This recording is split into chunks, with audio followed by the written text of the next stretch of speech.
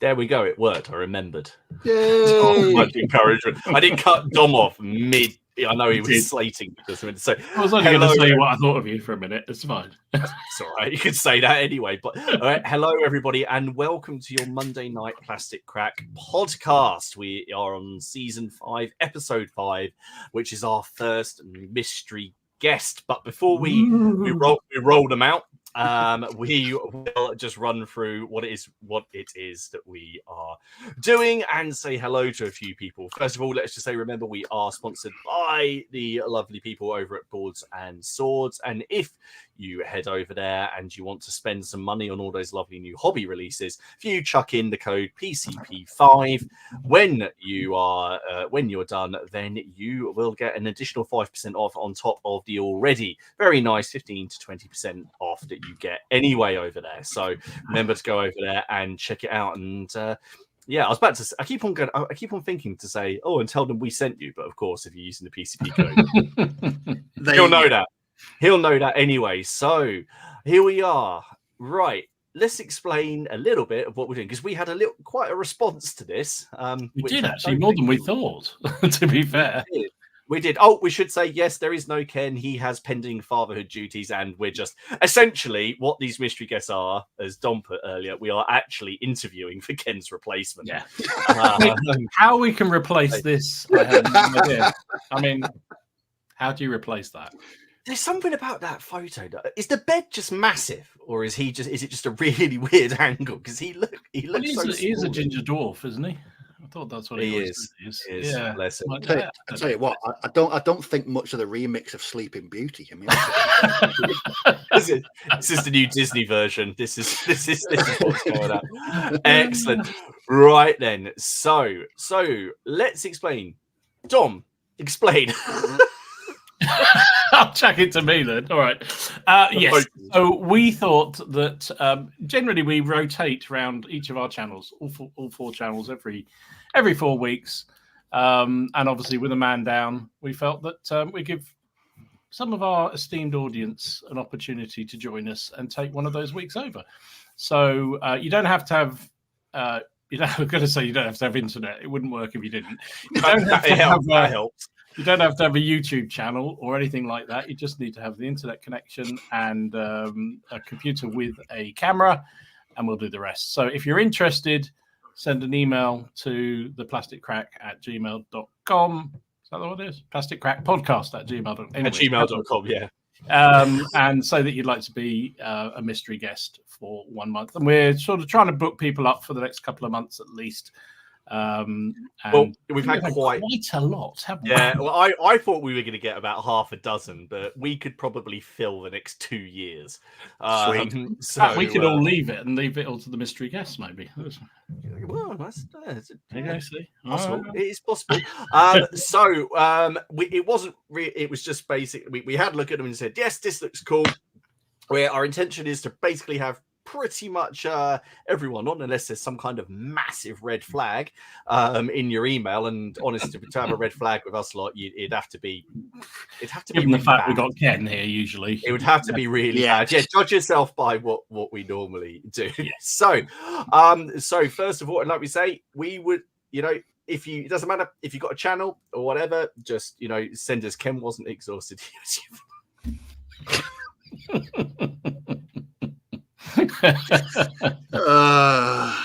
Trust me. Well, I don't. I think it is, mate. I do. Honestly, I think it is. Actually, that's true. There will never be another. Never be. Do you know what? Just before we bring on the guests, I thought of Ken because something happened, and essentially at work, Amazon refunded us for something that they delivered. We got refunded, and all I could think about was Ken. And how he would be, he would tweet about it because he'd be saying, because isn't that what happened with his 3D printer? He got his 3D printer refunded. He got sent two, didn't he? He bought one. Yeah. He bought one, then he decided to upgrade it to an 8K. So they sent him the 8K. So he put because he was returning the original one. So he put the original one in the 8K box, not to return it. So when they returned it, they thought he'd return the 8K one and refunded him all the money of the 8K one. And then a month later, another one turned up because they mistakenly sent me another one. So he just sold that. So I got it for free. And then he got like he made money. It was like those. Remember those gaming mats that he came from America? He complained about the first one because a bit of flock fell off. That's right. And they sent him and they just sent him a new one. Flipping heck. I know. What? Right. So, without further ado, we'd like to. No, he doesn't. No, we don't. But I'm sure he. If you got one, then we're very happy. But yeah. So, our guest is. Do we have a drum roll? We'll bring him in. Andrew. I was about to say the commander of the parliamentarian forces, and then remember that's definitely the wrong side. So, right, So 1 second. Let me. Oh, you just. I just did it. I was ahead of you. No, I'll leave you ahead to of me. You're ahead. Right, there we go. I'm me. Steve's you. Dom's himself. There we go. Hello, Andrew. Thank you. Hello. For joining us. If you suddenly, by the way, if you want to escape, you can just click. There's a little button down the bottom here. I've seen that. Yeah. Bail out. Bail out. Absolutely. Ken uses it a lot. Yeah, well, or we do. There's a nice little kick button. I think the easiest thing to do is to probably just hand it over to you and say, why don't you introduce yourself to the stream? And I would probably say how you know the PCP, and I know you've been to at least one CrackCon, which I think went quite well for your side in the big battle you took part in. Yeah. So why don't you introduce yourself to everyone, and we'll take it from there. Right. Hi. I didn't realize I was interviewing for Ken's position, and I think it's. You got it. It's fine. Yeah. There's profiling going on that the first mystery guest is a ginger as well. So. You've gone for an Irishman. I don't know if the expression "what's the crack" or the concept of crack is a thing across the Irish Sea, but CRAIC means kind of good times or having a good time. So when I heard Plastic Crack Podcast, I was very confused altogether. But now it makes a lot more sense. So we'd love to claim that we did that on purpose, Andrew, but we weren't that clever to corner that Irish market for sure. Exactly. So yeah, but I guess my job is I'm a military historian. I am also the night job is I do stand-up comedy, so that's kind of my background. And wargame wise, I think my origin story is much the same as many people. I got involved at a young age, except my dad was mad into 1 to 72nd scale stuff, so my dining room at home is just aircraft, and then every so often I'd come home to a diorama of D-Day or Leipzig or Waterloo on the dining room table. So I was brought in at a young age by my dad, and that's like heaven. It was amazing. It was so good. And can I move into you, Dad? Yeah, actually, I should have sent photos of the dining room. It's far more interesting than anything I've painted. And then after that, I guess like many people came through Warhammer, and was interested for a little bit. Then I discovered kind of secondary school bullying, so I kind of phased out of Warhammer for a little while. It was a great time. Then come around kind of towards the end of secondary school, coming into college, a mutual friend of mine realized that we both used to play. It was one of those, you used to, but I also, do you want to? And we ended up going back into Games Workshop Dublin and playing some games. And then we both ended up getting hired there. So that was amazing. So I worked in Games Workshop from kind of the death of Warhammer Fantasy through Age of Sigmar onto one of the, I think, 9th Ed 40K. I was there for a few years. So that was fun. And then during my time there, my boss, who now has quite a successful YouTube channel, Mediocre Hobbies, that Andy, he was my boss. Oh, yeah. And he showed me the Warlord website and went, did you know this exists? And I'll be honest, at that point, I was thinking, I no longer need Games Workshop. I am sated. I didn't realize historical wargaming was a thing. And I was hook, line, and sinkered. I then quit Games Workshop to start my PhD. And my doctoral dissertation looked at the British Army in Ireland in the 18th century. So I guess we can talk more about that later on. I'm not going to get into that yet. The night is young. But so I did that for 4 years, got the thing. Now I work in kind of an academic admin role for a economic history research center and do a lot of historical wargaming on the side. So that's me. I guess. Is that satisfactory by way of Yeah, intro? no, that's absolutely satisfactory. You sound way more qualified than any of us now. I was going to say you sound far better than all of us. So well done. And it's just a thing that everybody who seems to go to a Games Workshop at some point in their life ends up working there. Is that what happens? Irish Ken's cool. Can we change my display name? Yeah, I like fake Ken. It's like having us. Can we keep Andrew?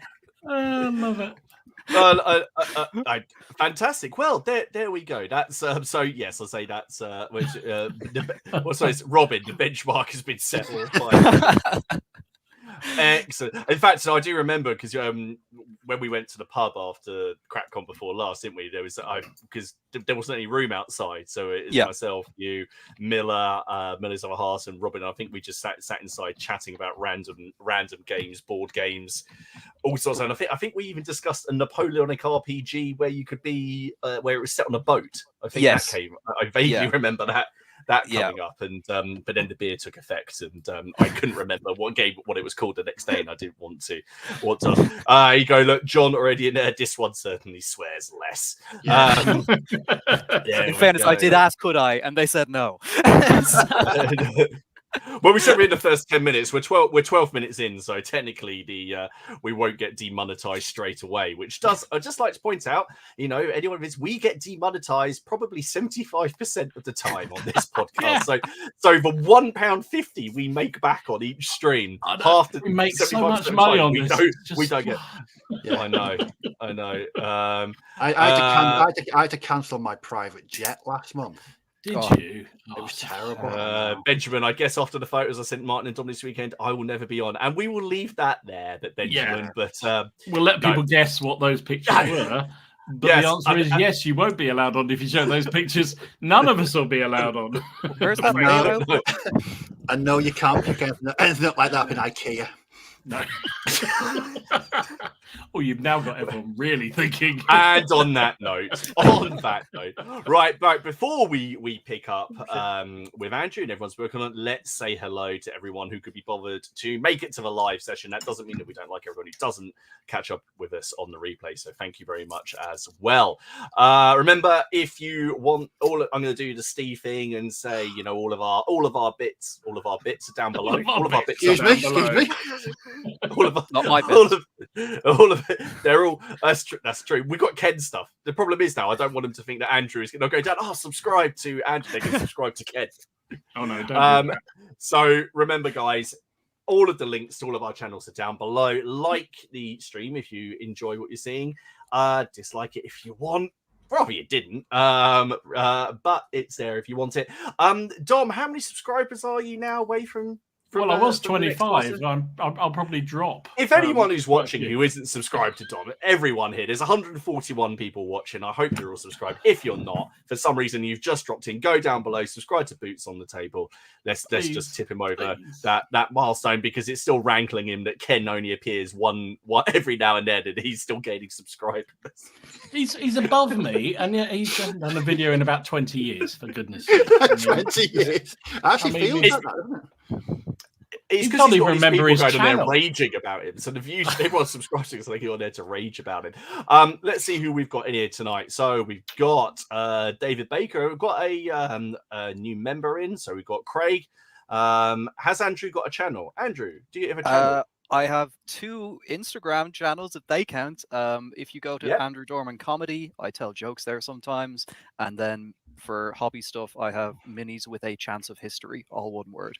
And that's where I put my painting and stuff. I don't have a YouTube channel, but if you want to subscribe to Mediocre Hobbies, he'd appreciate that. And I appear there sometimes, making stupid historical jokes to people who don't get them. Minis with a chance. What did you say? What was it? Comedy with a chance of minis? Would you say history with a chance of minis? Minis with a Chance of History.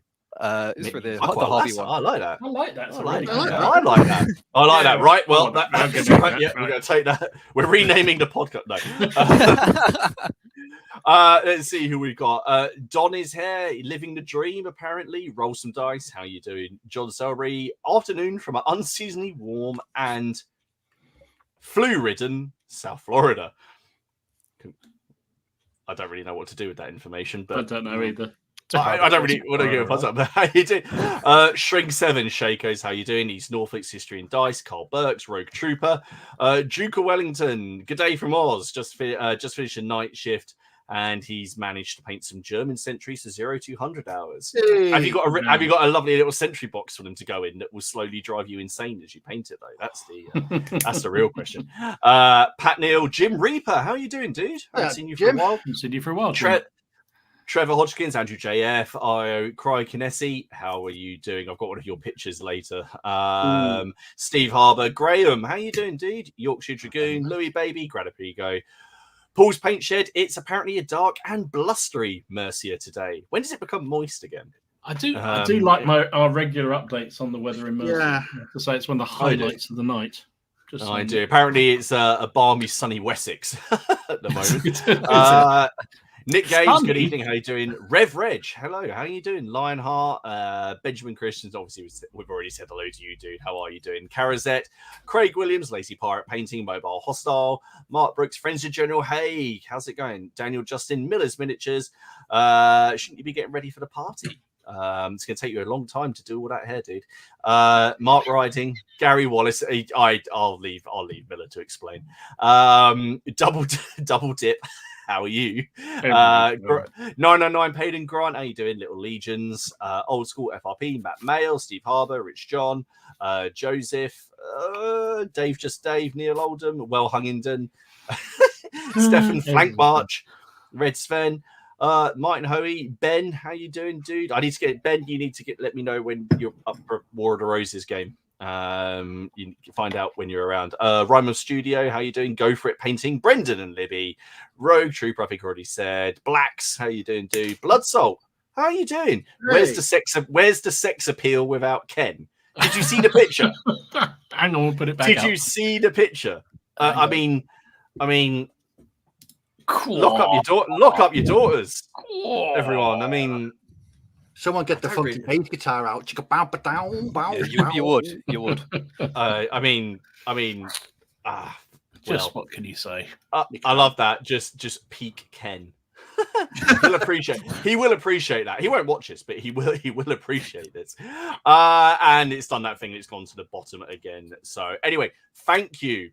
What the hell? I'm not even going to read that one out. How are you all doing? Thank you for tuning in. And of course, last week.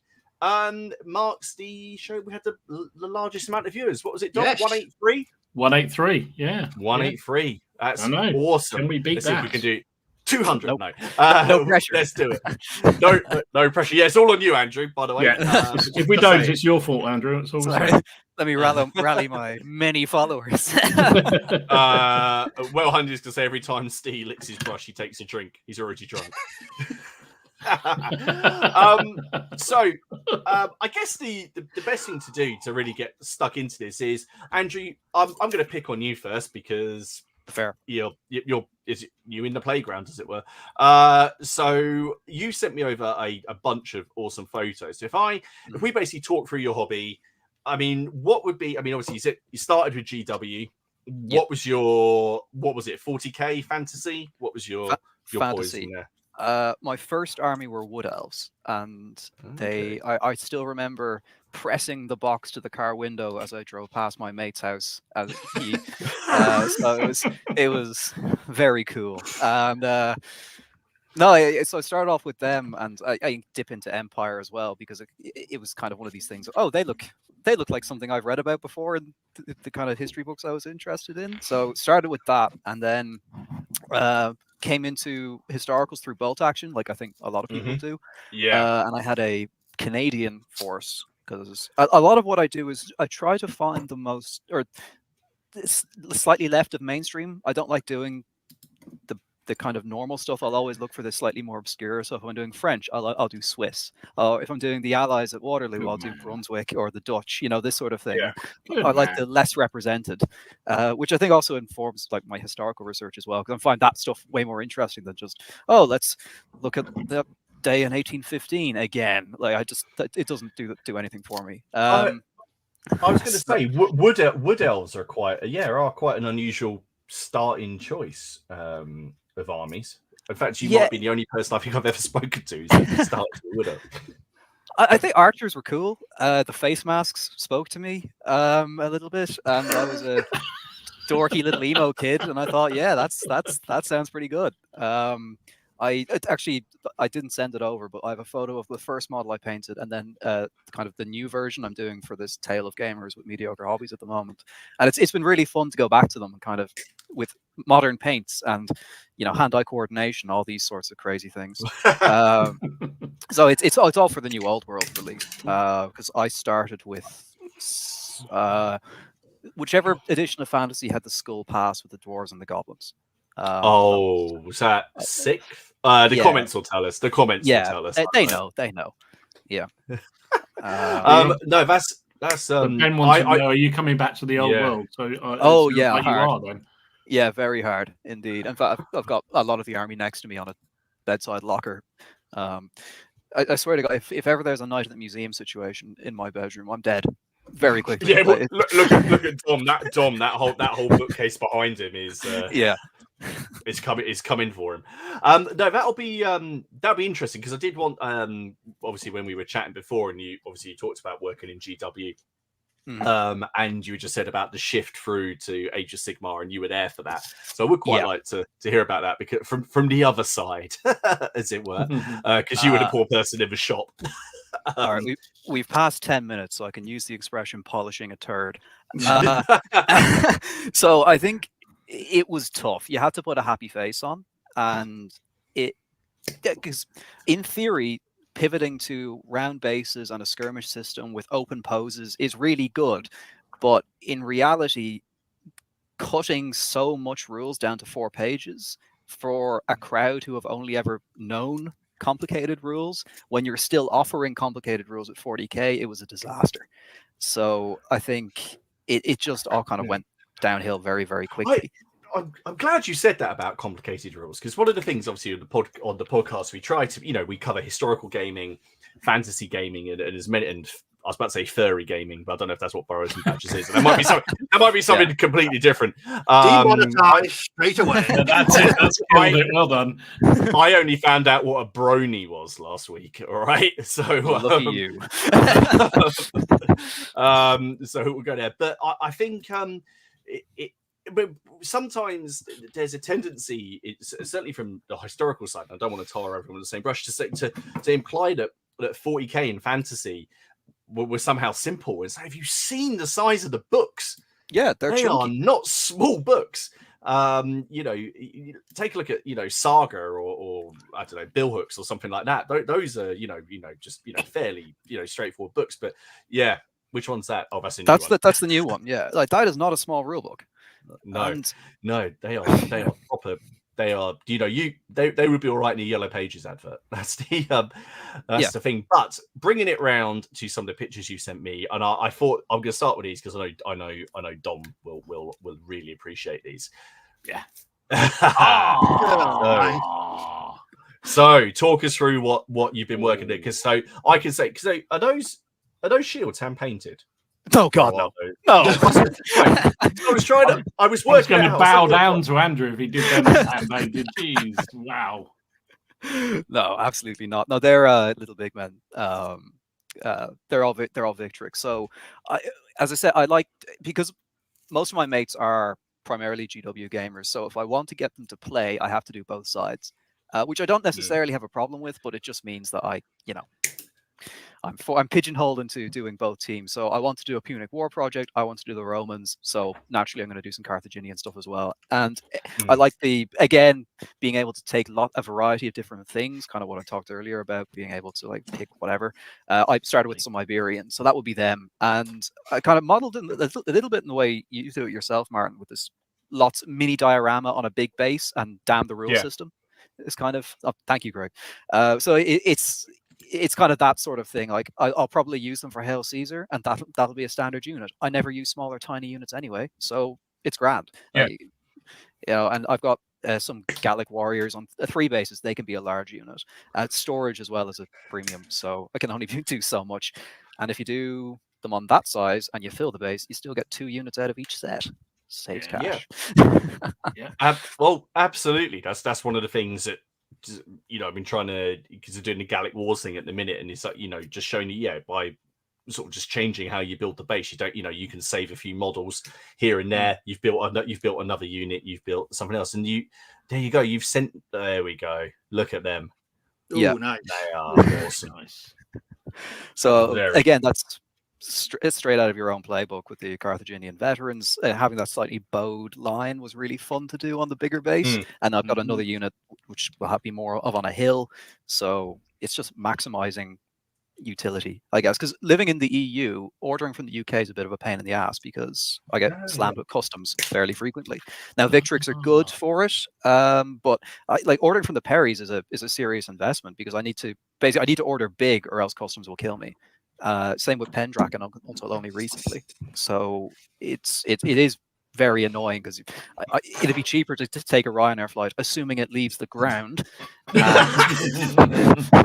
and pick stuff up and then come back. But you make do with what you've got. And there is a supplier now north of Dublin who are stocking Perry stuff, so it's getting better. You see, that's my reason for buying so much from the Perrys, is because it makes sense to buy big. See, Andrew said no, that wasn't the truth. That's not what he said. It's good. He said you got to buy big at the Perrys, so I did. Yeah, but yours is due to a complete and utter lack of willpower. Yeah, and I mean, I have that too. I mean, Victrix put up recently, just for their EU customers, they had a 20% off sale because they're moving warehouse. They're moving to a warehouse in the Netherlands. So they did a 20% off offer, and I'm sat. I come before you building Iberian cavalry that up until recently I didn't think I needed, but here we are. Of course you did. I love it. Oh, good man. So Robin would just like to know what color you would describe that rule book as that you've got. Teal. You're gonna not peacock. Peacock. That peacock is a bird. That is not a color. If you go over to Tabletop Saga, which is Matt's channel that Robin featured in a short, which I think is their most watched short, where Robin put up a joking video where Robin was comparing the color of the rule book to the army book and just saying that GW had messed them up and how could they dare release it. And I'd say a good 25% of the people didn't realize that Robin was joking in the comment section today. There's someone who's actually written, imagine getting this upset about the color of a book. Yeah, people on the internet don't really know how to take a joke. That's kind of no, we have seen that. And then where are we? And then obviously you've done some stuff very much after my own heart. Here we go. We've got some lovely looking 15th century troops. So this is, I guess, peak Andrew or peak Dorman, if you want to call it that. I got a raft of War of the Roses stuff because my original plan was to do Italian wars, and I wanted some kind of generic looking figures. But I opted against that because painting Landsknechts broke my heart. So I decided I need something to do with these. And I didn't want to do the War of the Roses, partially because as an Irishman, they're not the most entertaining in the world. But also, it's kind of what everyone does. So I did some Googling, and I found out that in the late 1480s, France is embroiled in a little civil war called the Mad War, which is a great name for a conflict. And the Breton kind of peninsula kind of erupted in revolt and was supported by all these different factions. So you had the kind of the very first iterations of Landsknechts kind of wet their spears there. You've got Aragonese mercenaries, Galicians, all these people coming together to support these Breton rebels who are trying to undermine French royal authority. And on the French side, you've got magnificent gendarmes, Swiss pike. So it's kind of a pick and mix of wargaming like goodness. And then on the Breton side, you also have one English officer who you're probably familiar with, Martin, the Edward Woodville, Lord Scales. Yeah. Oh, yeah. Yeah, so this is where he dies. So he goes to the King of England. Oh, spoiler. Sorry. So apologies. So he goes to the King of England and asks, can I go traveling to France? The King of England says no. And he says, well, I'm bored. I'm doing it anyway. So he takes his garrison and brings them over to, because I think he was Lord of the Isle of Wight or something at that point. Yes, so he brings all his men over. And the Bretons are delighted to see him. And they dress up a load of their men as Englishmen. So on the tabletop, I have 3 units of kind of white jacked with red crossed kind of archers.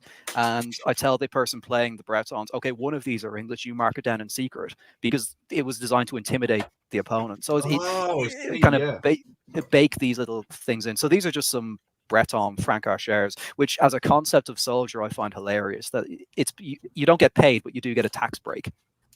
That's kind of what it translates to. They are lovely. Now, hang on, I've got another. Where are we? There we go. There, that's awesome. Yeah. So that's Lord Scales, and then some of the Englishmen behind him. I was going to say you've done a phenomenal job on his livery down the bottom. Thank you. It's I mean the scallop shells there. I mean, why? Why? I look at some of the things that they chose to have on there. I mean, there's some lords that I'd really like to do, but they have really questionable livery that I don't think I could replicate in today's society on their jack. So I thought, if I ever do them, they're going to be emblemless, for lack of a better phrase. No, they're really, really nice. Do you enjoy? We sort of mentioned sort of hobby butterflying. Do you enjoy sort of moving around from project to project and period to period? Yeah, I think so. I try to paint whatever excites me, and I love painting to a deadline. So, for example, at CrackCon, I had no intention of painting the English Civil War stuff, and then knowing I was going to CrackCon, I got them all done really quickly. Likewise, doing this Tale of Gamers, I'm slamming my way through these Wood Elves, but I like taking a break and kind of. I think actually Darren Latham put up a really good, interesting post on his Instagram today, which kind of spoke to me. It was like, I have 2 projects going at any time. I've got a relaxed army project, and then the thing I'm actually caring about. So for him, it's competition painting. But for me, it could be a deadline project. So building Iberians is the diversion from the deadline of needing to get another 500 points painted for fantasy. What do you go? How do you guys feel about sort of painting deadlines? Steve, do you operate well if you've got a deadline? The last time I painted to a deadline was getting those things painted for CrackCon. No, my Bushido figures. Oh yeah. I miscalculated how much time was left between. I got distracted by loads of different things around that time. Wait, hang on. It was 6 months. It was 6 months. Don't you remember every week he was saying, "Oh no, I haven't started them yet. I haven't started them yet." And it's like, hang on, Steve. I painted one, and I painted it the day it arrived, and that was in June last year. And then it got to about the Sunday before CrackCon, and I was like, do you know what? I'm pretty sure I've got something to paint before Saturday. What the? And I was like, crap. It's those Birdmen. I've got. So I think I was secretly painting some on the podcast.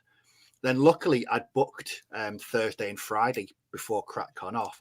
So I spent all day Thursday just mostly painting Birdmen and working out how to get a Space Weirdos roster onto an A4 piece of paper.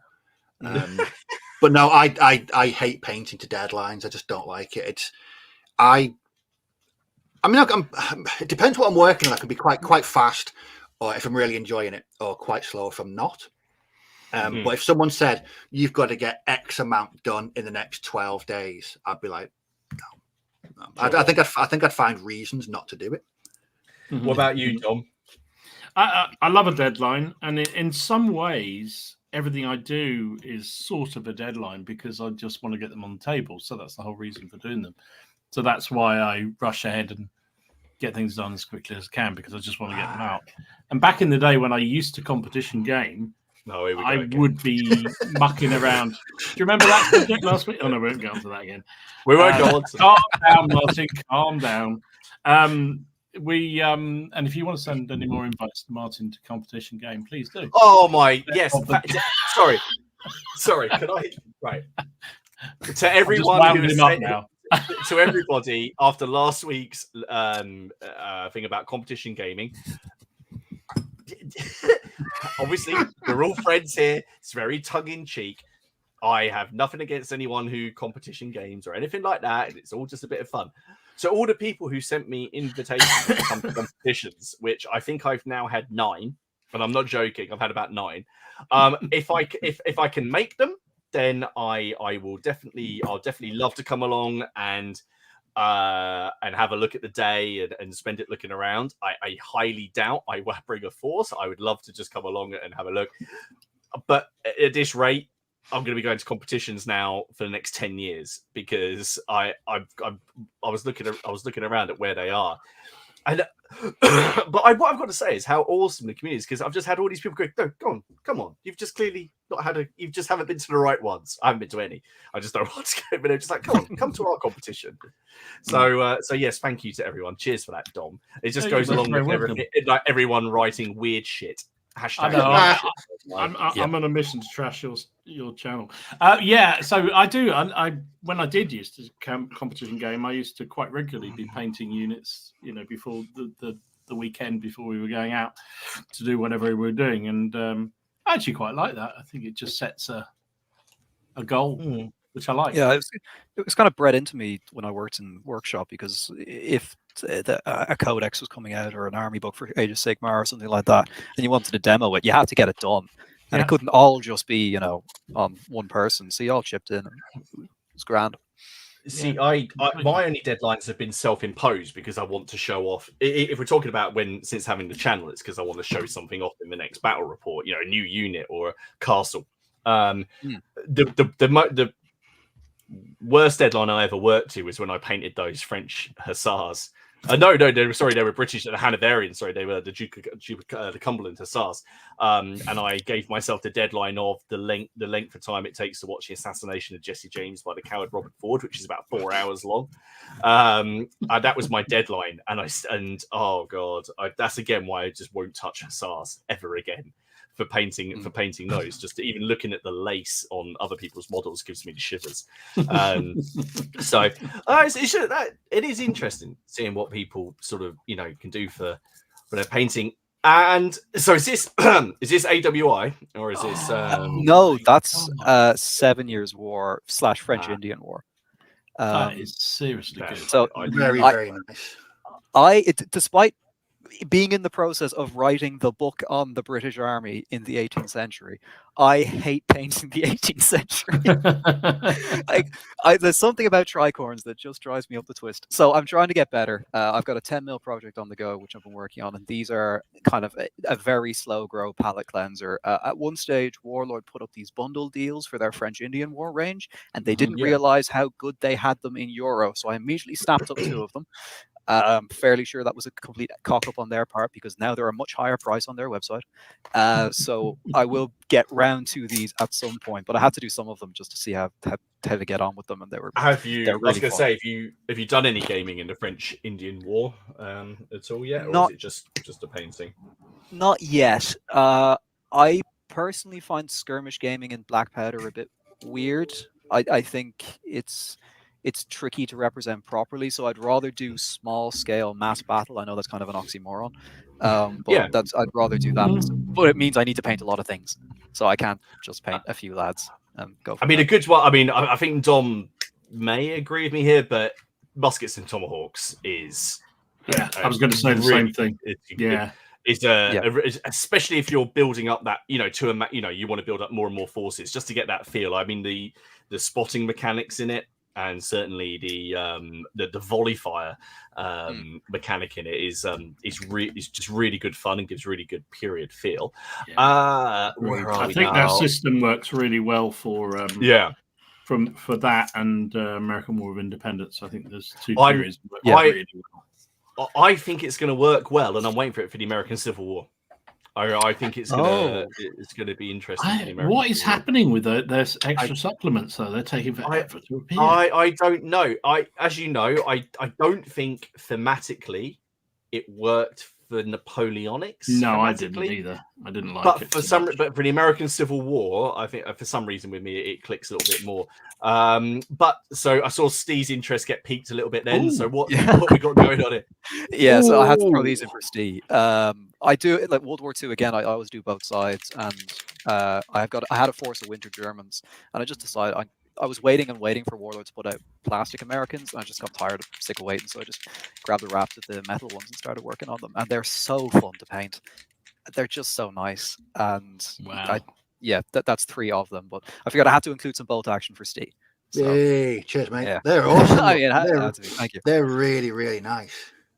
Thanks. They were a lot of fun, and it's mostly AK Vallejo. I think it's AK Olive Drab. They've got a brown one and a not brown one, and that's kind of the basis of the whole thing. Yeah, when I did my converted US Airborne, I used the field drab for. I used German greatcoats to represent just them wearing big coats. So I used field drab, but no, the colours of them are absolutely fantastic. Thank you. They were a lot of fun. I do salute your magpie-ness, Andrew. I mean, awesome. As one magpie to another, that is just brilliant. Well, yeah, here we go. Here it goes even more. Oh, my lordy. So I bought these before having a rule set. I do that a lot. I'll buy models and then find a rule set that suits them. And I finally think I found a rule set, and I'm going to use Force on Force. Because cool. That it seems like the perfect set for them, and they have a Vietnam supplement, so I'm going to crack into that. But I just need to finish the rest of it. And I did also paint a Huey, and I painted it before Steve, and I'm sorry about that. I think it's about time we ask Steve. How's the Huey going? Has the carpet monster given up the missing windshield? I'll be honest, I don't know where that door is. Mine keeps falling apart too. It's fine. I just don't, because normally I know where things are. Apart from when I thought I'd thrown away that O group army. but no, it's got to be. The thing is, though, it has to be somewhere. I don't throw things out, so I've not thrown it out. It's got to be somewhere, and I think I will probably weep uncontrollably if I ever find that door. You have to finish it. The thing is, though, it's actually more. Well, I'd say it's about 70% done. I've just got to put the doors on, and then do the rotors. That's where I was up to. That's how close I was up to finishing it. When you were building yours, how many holes in the floor did you drill by accident? Warm, I think, because I was literally. I was just staring at the little holes, going, right, is that the right one? And I was turning it over, and I was looking. I was like, Yeah, Dom, Kit, you have to drill holes in the bottom of the hull, dependent on the variant that you're building. And the manual's not very good. It's not. See, this is where I really wish we had the sound of silence, so I could just say hello. Did you have immense fun putting the cockpit together?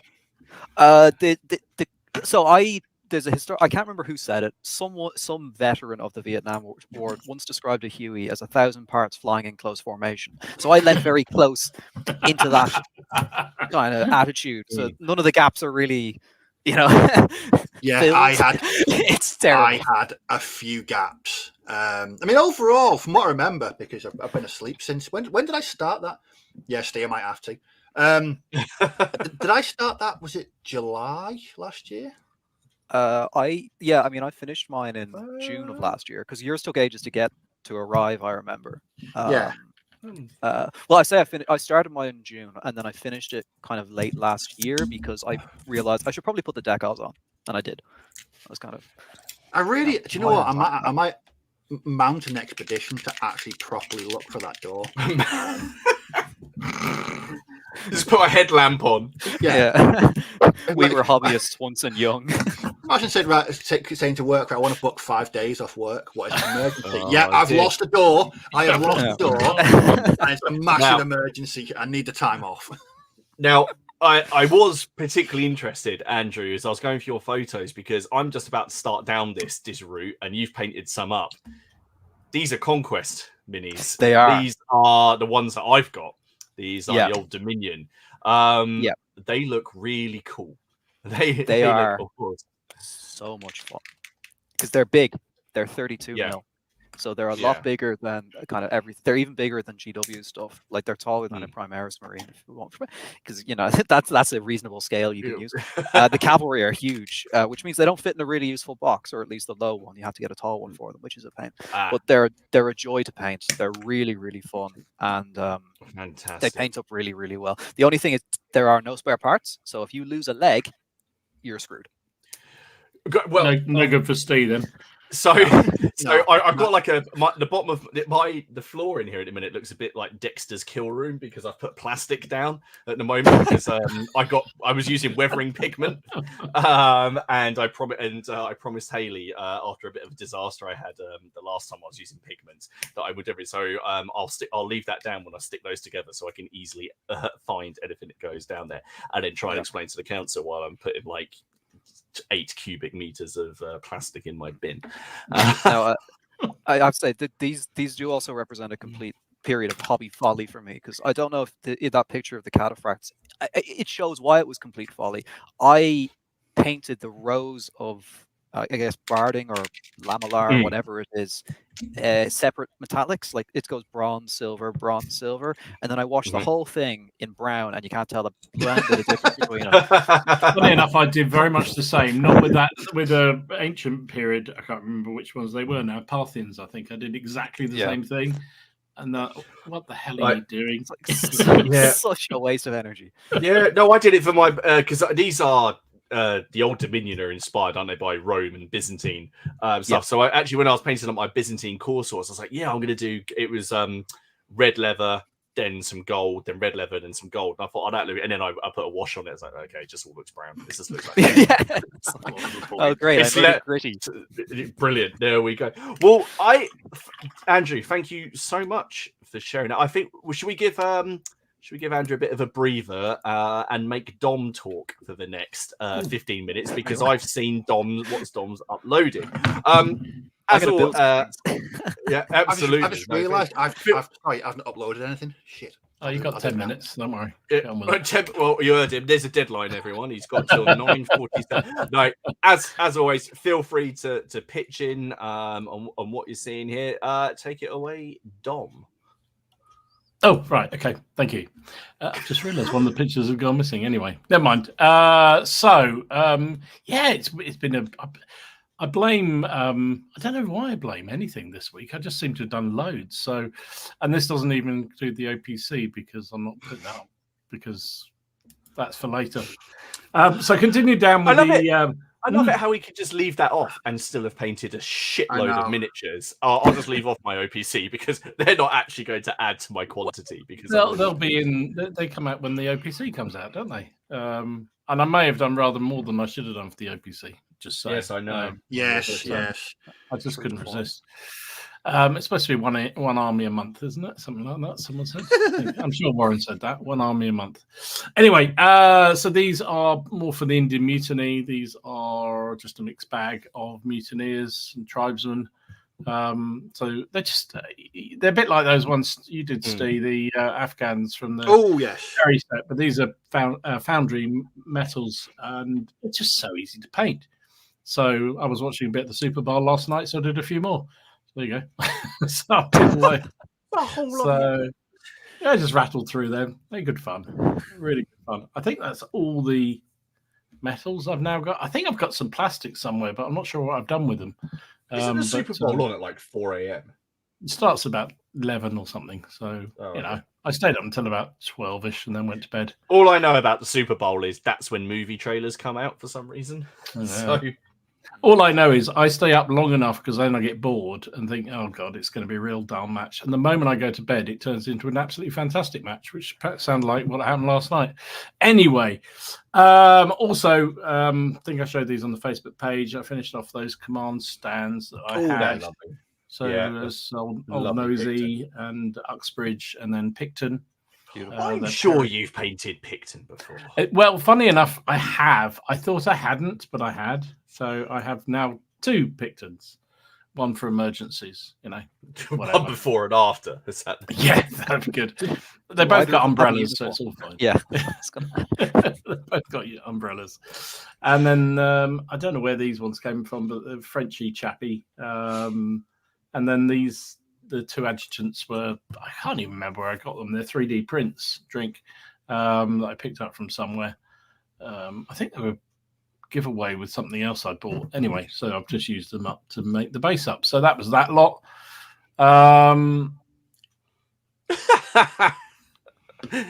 Yes. Yes, you're right. Yep. You're right. Yep. You're right.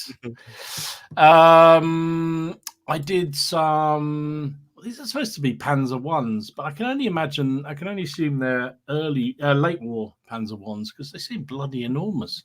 I think they're Steve? 1Js. Yeah, I think you're right. Yeah, They're cool. Which is They a bit disappointing because I was look- going to use them for early war, but they won't really work for that. they look a bit sci-fi to me. They're bizarre. They are bizarre. And do you know we always go on about how much we love those Flames of War Oh yeah, things? These are not like them. The mud guards on these are separate, and Ooh, they're a what? little bugger to stick on. They really are.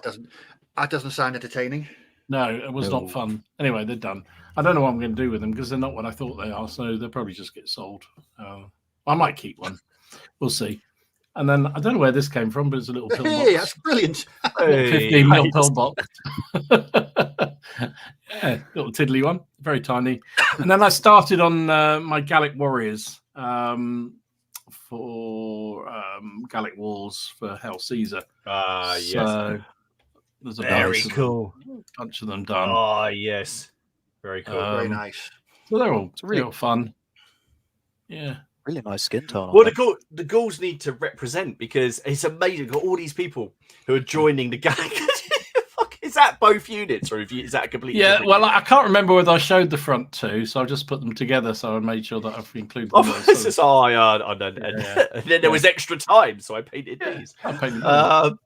Well, that is so cool. But it's good to see some more Gauls. We need more Gauls. I mean, to be fair, they can be Gallic allies all weekend because at the moment, the way it's going, I think we're going to be doing Pompey versus Caesar with the amount of Romans that we've got. So if we're going to do Alesia or something like that, then we need more Gauls. More Gaul. We need more Gaul.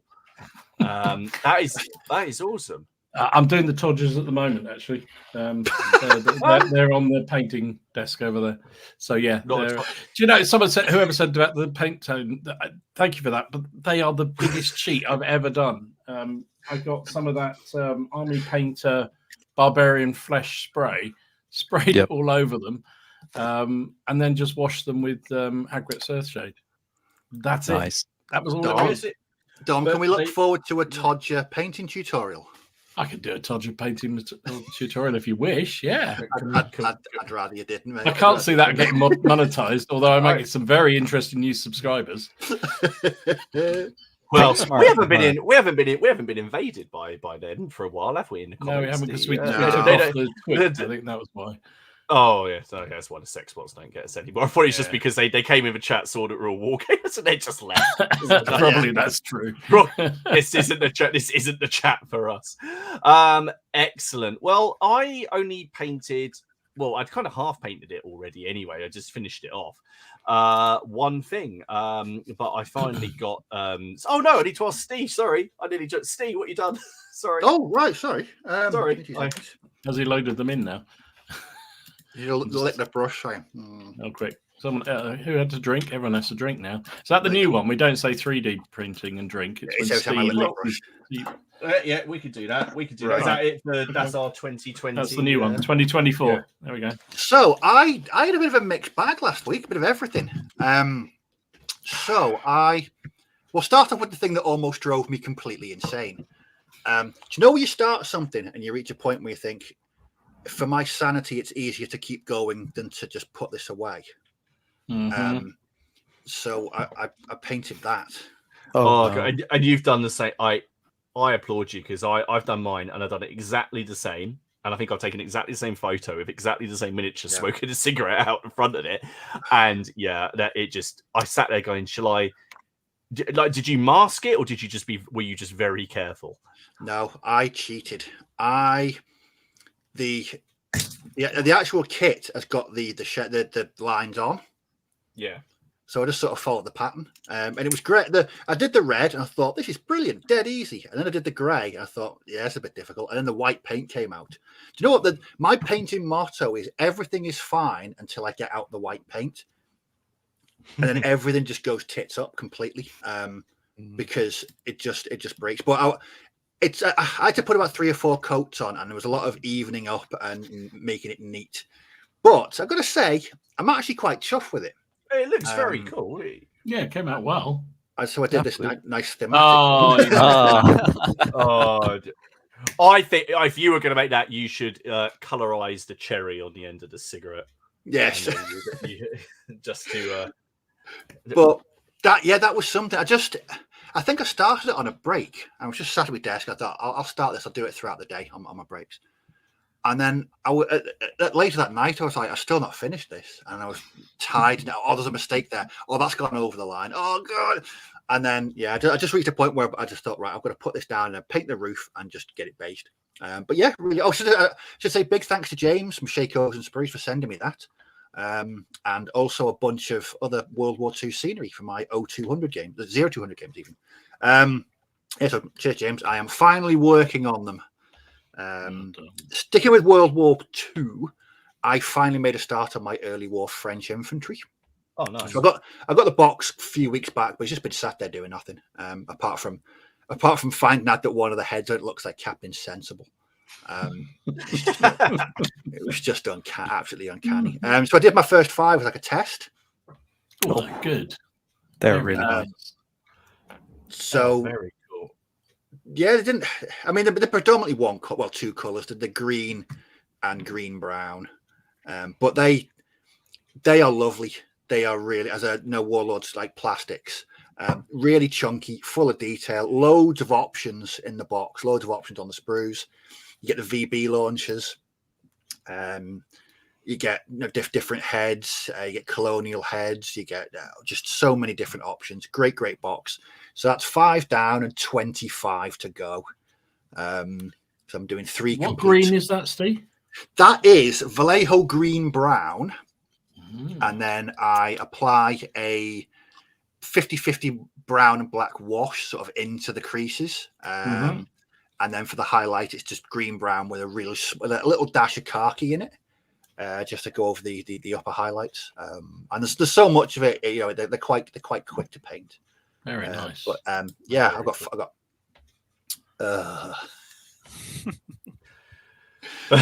yeah. And Miller loves the fact you cheated by painting along the lines. I know. I just didn't want people to think I didn't want people thinking that I'd painted them freehand, because I didn't. It was like old school paint by numbers, but paint by lines instead. Then I did that badger last week for Burrows and Badgers. I finally got around to painting this chap. That blue is. The whole thing is awesome, but I really like the blue. Cheers, mate. That's the Cocker Spaniel Witch Hunter. Is that why you were reading about Matthew Hopkins? No, that was completely just a coincidence. That I was, although I want him to act like Matthew Hopkins now for some reason. That'd be quite cool. But no, that again, another really lovely figure from Burrows and Badgers. Again, another one that was painted in one sitting. Just sat down from start to finish. Just completely in one go. So it was. Oh, cheers, brilliant. Rich.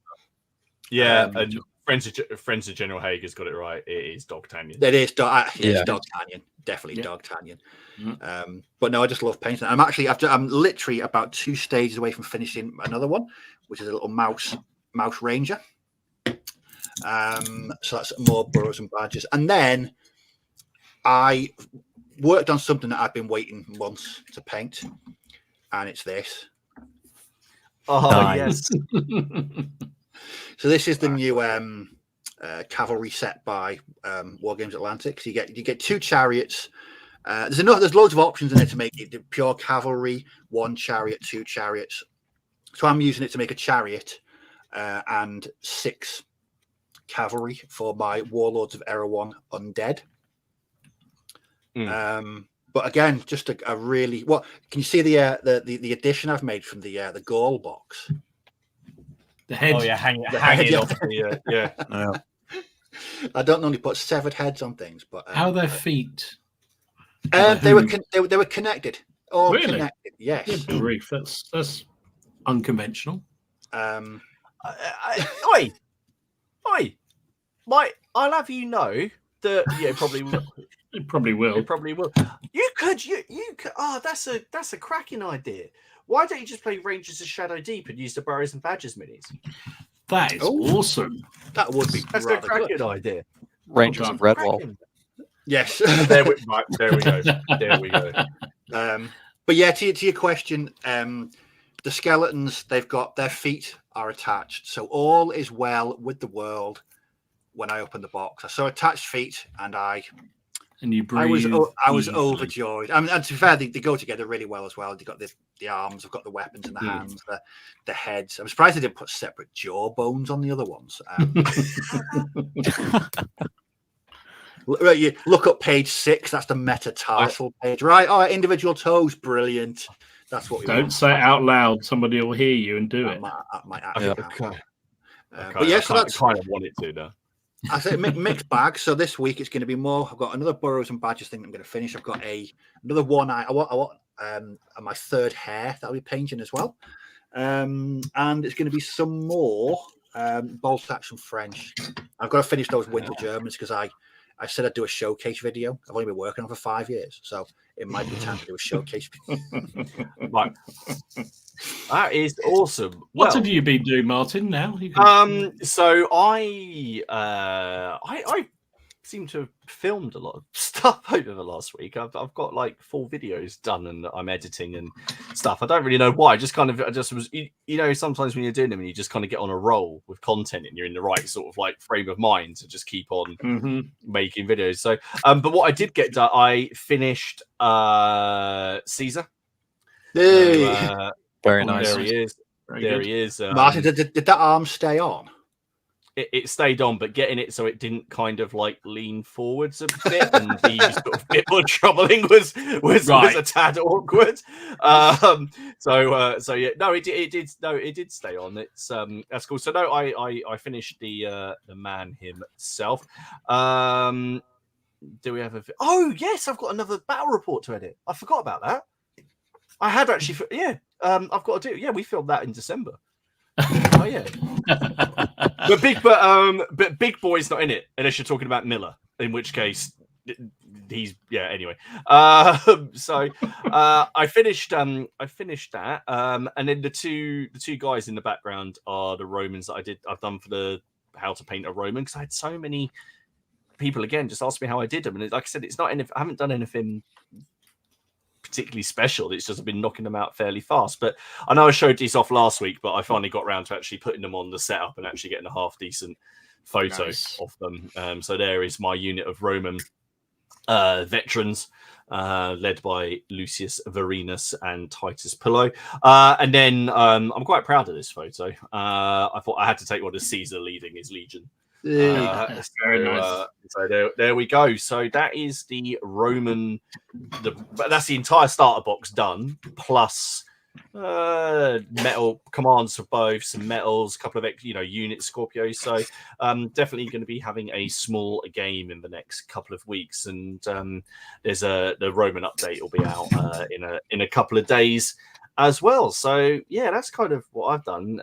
It's been a lot of fun, to be honest. But yeah, I've got I'm looking for, hopefully got another battle this week, and I'm just painting up some more Test of Honor stuff to go with it, because I'm a bit scared about what my opponent is bringing along. So I decided hand cannons are the answer. You've upgraded. Yeah, but they can blow up in your face and take out models on your face. And let's be I be think fair. we know exactly what's going to happen then. We've all seen your videos before. It's Robin who where the cannons go bang. I'll have you know, my men just don't do what they're supposed to and run off. So that's where we are. But anyway, so God, it's 9:05 already. I reckon we'll pause the news for just a moment, because of course Andrew has taken the time to be with us. So what I thought would be it would be quite fun.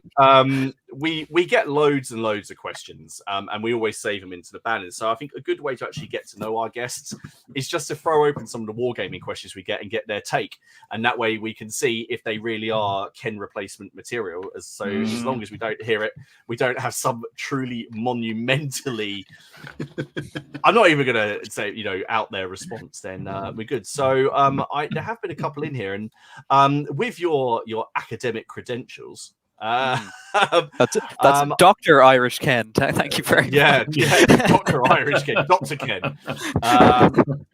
I think we should go with this one. So, what historical period do you think is the most difficult to achieve the right look for? For example, Republican Roman maniples, medieval Mongolians, big Renaissance pipe blocks, visually impressive but difficult to recreate. And if it's a period you play, what's your method for achieving it? And I can't remember who it was that actually sent this. Hopefully the name will appear along the bottom in a second.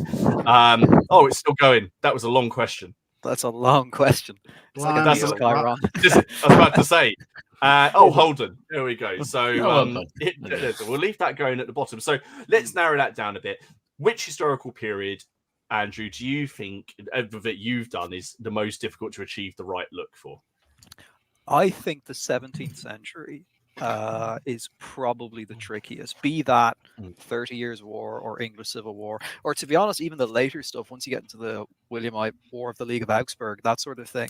Because getting the pike to shot ratio right is very difficult. And I mean, shot should be 6 ranks deep, not 2.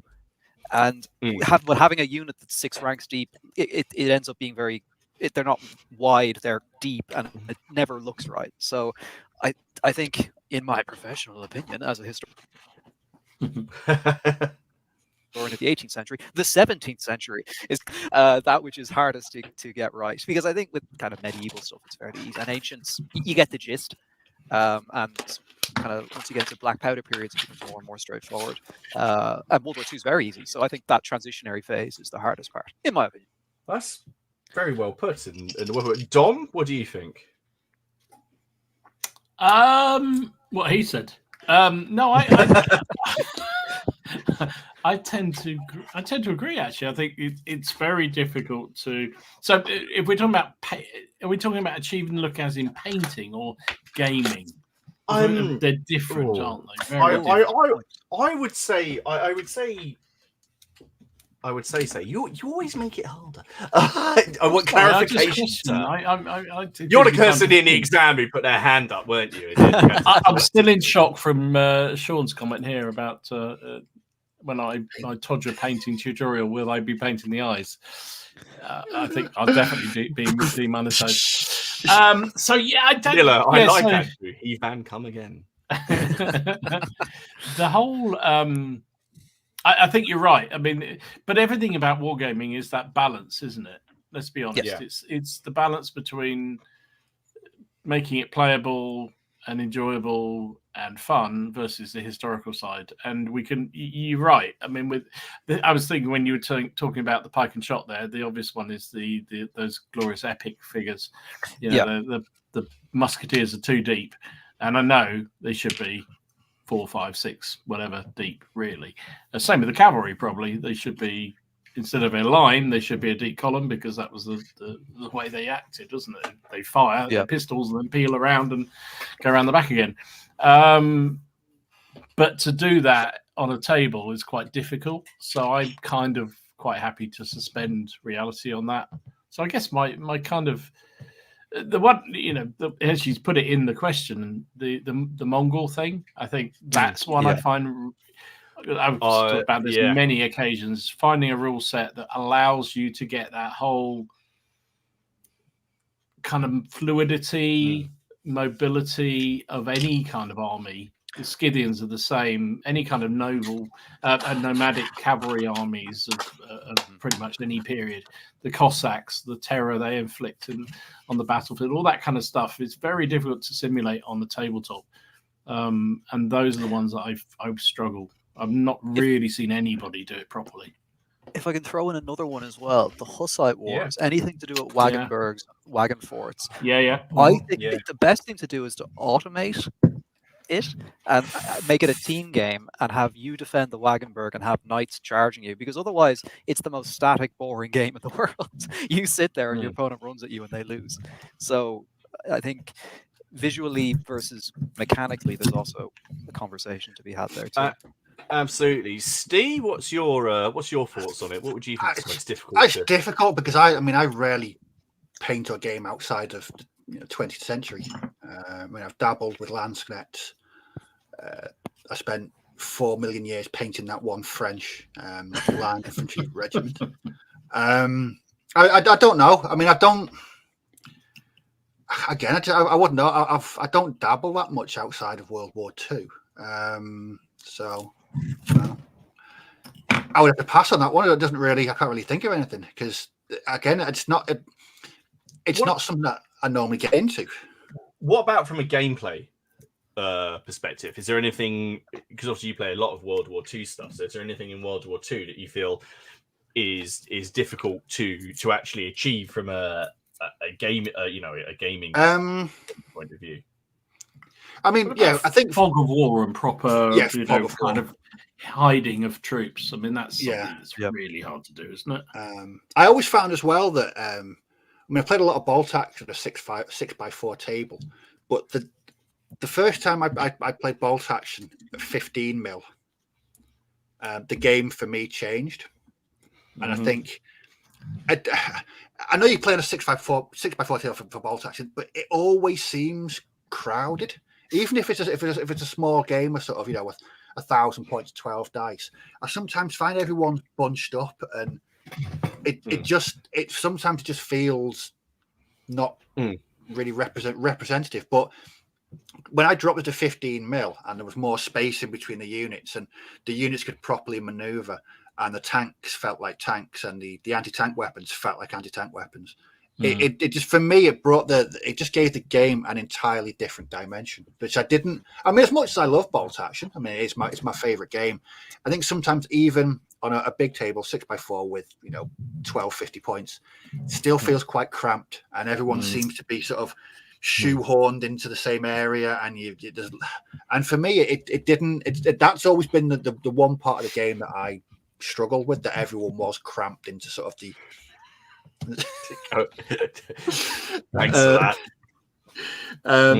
But for me, I solved that by dropping down to 15 mil, and it works excellently. And you get that proper tactical feel to the game rather than just two forces running at each other. Why do you think that those sort of umpire-driven, programmed, cooperative battle systems have never really seemed to take off? Because you're right, for those kind of games, I think it's a perfect scenario, isn't it? At the risk of alienating the top left-hand corner, I think people like competition. Even in a friendly game, you still want to win. And I think that, well, again, it's kind of conjecture. I don't know for sure. But knowing that you're playing against a human brain is better than knowing you're playing against a machine. I would agree. Yeah, that would be my favorite too. It's odd because there's certain scenarios and setups that are just crying out for that, and yet they never really, things like Vietnam, Korea, something like that would be awesome as a programmed player against whatever, and it never really takes off. People still try and game it as a conventional game. I think you're right. It's a competition element, I'm sure. Yeah, I suppose sort of from my sort of perspective on things is painting. I probably have to agree with Andrew and Dom, just mainly though because I just don't think I can ever achieve it to a point where I'd be satisfied. Need more lace, just more lace. And I suppose the other thing I think of and is actually dark. I don't want to say dark age, but say shield wall. Warfare. True. I think that gameplay wise, we have games like Saga and things like that. No, those are skirmish games, but actually a mechanic where the shield walls, because it'd be quite dull. It's just the line bows, but because of our obsession as wargamers and completely understandable from a gaming point of view of having individual units and having a game where a line will bow on this side and or coming in the center like that with a real push and shove, it is something which I think it is quite hard to emulate because it just risks being quite dull. Boring. I mean, although to be fair, hang on, I'm just a little plug here. I've been sent. Where are they? I've been sent these to this to have a look at on Bloody Ground. Oh yeah. which is a mass combat rule book, and there's a push mechanic in that, which I'm just reading about in a minute. I'm going to do some combat examples when I look at it. So the combat can actually take place over quite a few rounds, but it's still unit on unit rather than the whole army being in the push. So I think it's just obviously to do with our preconceptions about how a battle is fought, and then our need as wargamers to have things in nice little blocks and units that because you don't want to just basically just have two armies just have a pushing match and then your army breaks and then that's the end of the game, which is essentially what the battles happened. Yeah. That's an interesting one. That was a good question. Thank you. I can't remember when you sent that in, but that's been clear. Neither can he. It was about 100 years ago. He's probably we had the right guess. Imagine if we'd have asked that with Ken here. Imagine if we'd have asked that when Ken was he would here. have talked about paper, wouldn't he? Something like that. He's still talking about paper. Part of me just wants a stray spark to like land on his paper army and then just that's because he's varnished them. He's varnished them, hasn't he? So they'll just go up. Like it's impressive to make a paper army more flammable. That's quite the feat. Yes. Why is he varnishing them? Wouldn't it be great? We could have with the mechanic with in Black Powder of the rocket launcher. We could have that, but throw real matches. Hold on a second. Ken, Ken, it was just vehemently anti-varnish as I am when it comes models. to figures. On models, yeah. He's varnished paper figures. Yes. Yeah. Andrew, where do you stand on the varnishing great debate? We haven't brought it up for a while, so I would varnish my metals. I don't varnish plastics. That's a very safe middle ground. Yeah. probably a sensible one. On that note, it's probably a good time to have a look at the news. So we have a thing. There we go.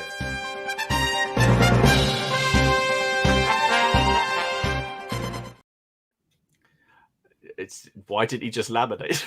I was thinking the same thing. That's a very good question, Benjamin. We'll ask him when we see him next.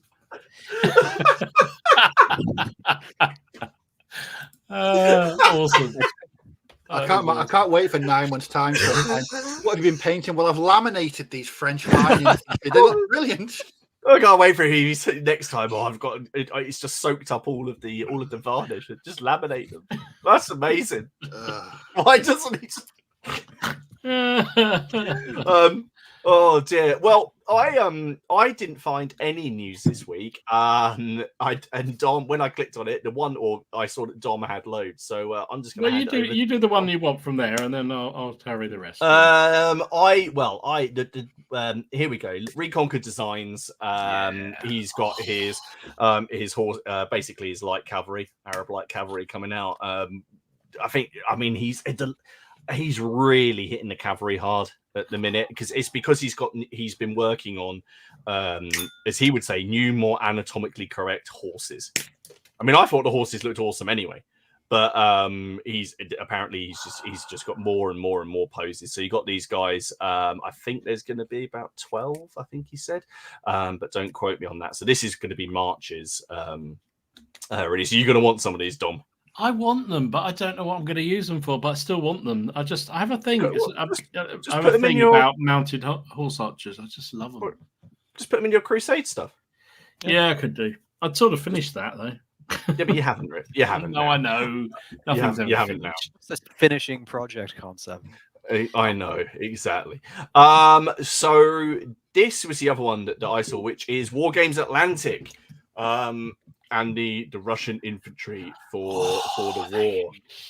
Now, that's getting Dom, me. You've got a bit of an interest in this, haven't you? I again, one of those periods that I just absolutely fascinated by is the Russo-Japanese War, and they'll do for that. They'll do that nicely, and the Japanese are supposed to be coming too. They've only been in promise for about 2 years. So we could do it. I just think. Yeah. Oh. So I've been reading this book by Anna Reid. It's called A Nasty Little War, about the whites in the Russian Revolution and the Russian Civil War. And I've never read a war where everyone's an idiot before. Everyone across the board. We're all complete morons. They have no idea what's happening at any point. Most of them arrive in Russia and they get lost immediately. It's hilarious. If it wasn't so sad if everyone wasn't dying, but it's incredible. So when I saw these, I thought, ooh, maybe. That's that's another good war, if you could say that. I think that would be a really interesting war to fight out. Actually, I did used to play that many years ago. I developed my own rule system for Russian Civil War, and just because you say there's just so many elements. I think we did it in 20 mil. Probably still got figures somewhere. But you got all the interventionist forces coming in. You got the whites, the reds. You got the anarchists. It's all these different groups coming in. It's just Cossacks, like the Czechs, just awesome. Armored trains, for God's sake. I mean, just planes. Well, one of the armored trains is captained by this one-armed British officer who lied on his CV called Young. He said he used his name is Young. And he was an artillery officer and he ended up in command of this armored train. He didn't know what to name it, so he named it after his old boyfriend who had died in a sock with camel. So you have this armored train striking fear in the heart of your foe called Miles. Like, it doesn't. Oh, you've sold it to me, Andrew. I'm doing it now. Well, there we go. Awesome. Next week, army's done. Yeah. Awesome. Well, the figures aren't out yet, so I can't do it yet. That means nothing to you. I know. That means nothing. And the only other thing I saw, mainly because I wanted to see if everyone was reacting the way everyone else was of course the Acton Panzer intelligence reports that have been going through our socials for the last few, like the last week or so. And I have enjoyed. Do we know any more apart from it's 28 mil? Oh, okay, you put that up. Yeah. Okay, can you read that? I can just about. So it's basically, it sounds to me like a video game, bit like World of Tanks almost. I thought it was What a Tanker, but I think loads of concept. people have been comparing it to What a Tanker. So it's tank on tank action, isn't it? It could be multiple people playing. You build up your tank crew abilities, I think. Campaign play. Yeah, kind of. So it's going to be interesting. Yeah, I'm going to grab a bag of the Victrix 12 mil Panzer IVs and a bag of the Victrix Shermans and just throw them at each other and see if it's any good. I think that's it's perfect for that. Point, yeah. I mean, the good thing about it is, I guess, if you've got loads of tanks in whatever scale, you can do exactly that. It probably will need very little else to do it. So I don't know. We'll see what it's like when we see it. But they are pushing it hard. I have to say, the one thing about Warlords at the moment, they are doing an amazing job with their social stuff, aren't they? They are a lot more engaged. Pushing hard on everything, which is cool. Well, it's good. It's a way to. It is a way to say what you will about GW, but they're the social side and the way that the Warhammer community. I can't even remember when they changed and actually started pushing Warhammer community. If only we had someone who worked there. Andrew, yeah. Because there was a big change, wasn't there, when they suddenly they went from not really communicating and then suddenly just embracing or just getting quite a lot of active social stuff. Yeah, I mean, it was a big change because they really starting to get into it when I started coming back into the hobby, and my manager was telling me that up until then he held all these secrets because he'd go to manager meetings and he'd be told what's coming, and he could kind of drip feed like little tidbits here and there, but I don't think they really knew what they were doing really in the kind of first iteration. They didn't know how to market through Warhammer community, and the best example of that was they had those steampunky Venetian flying dwarves on their kind of and they came out, these Caradron Overlord. They announced them and they didn't come out for almost a year, and when they did come out, no one bought them. They sold terribly because they had shot their powder too soon, I think is probably the most diplomatic way of putting it. That's the conference version, not the stage version. So yeah, it took a long time for them to get kind of the hang of it. I think they're much better at it now, and their only thing they have to deal with now are leaks. But that's kind of that's a whole different conversation. Okay. No, so Red Sven said that at the open day they said you control a platoon with campaign. Infantry only pop up as weapon support, weapon teams. Yeah. So it's not like Tank Wars, because Tank Wars is Tank Wars is just sort of trying to bring the tanks into the infantry battle, isn't it? Yeah, it's just basically. Yeah, you start off with sort of 2 or 3 tanks, and you add more tanks. But if you add infantry, everything's got to be motorized. Everything's got to be in transports. The Syndicate would say it's just to sell their vehicles. Well, that's their job, right? Yeah, exactly. Dom, so can we expect to see a platoon of Semaventis from you in the very near future then? You can F right off on that one, mate. Yeah, that's not going to happen. Or maybe 3D ones. I'll get them. How about that? I don't want to print any of those. Is that the little Italian tank? Yeah. So I got one of them for free in a Wargame Illustrator, or it came in an order. You were robbed. They didn't give me the instructions. Oh, it doesn't matter. So I built the M40, like the normal one with the turret, and at the same time, and I ended up with this monstrosity with a gun sticking out the front and a turret on top. It was beautiful. That's always. Should have used Dom, I'm going to hand over to you now, because those were the only things that I was going to add that you had already added. Off you. Yes, that you took away. I'll start with First Corps. Been on a real roll with all their the Second World War and First World War stuff, but they've also started doing some really nice knights. So these are German knights with transfers. And I believe what they've done with these, you've got the mounted version and the dismounted version in the same pack. I do like that. That's Footsore do with Baron's War. Yeah, really clever. So that's the first one was German knights. That's Andrew de Moray. This is Sir Simon Fraser and his henchmen. And then so I think that's really cool. So it's a nice idea, and I guess that works to what we've talked about many times, is this growing skirmish thing. So you've got everything you need there to play, because once he gets unhorsed, you go on foot. So there you go. But they also released this is Russian medics, I believe, pack of them for the Second World War stuff. So they're not forgetting all that.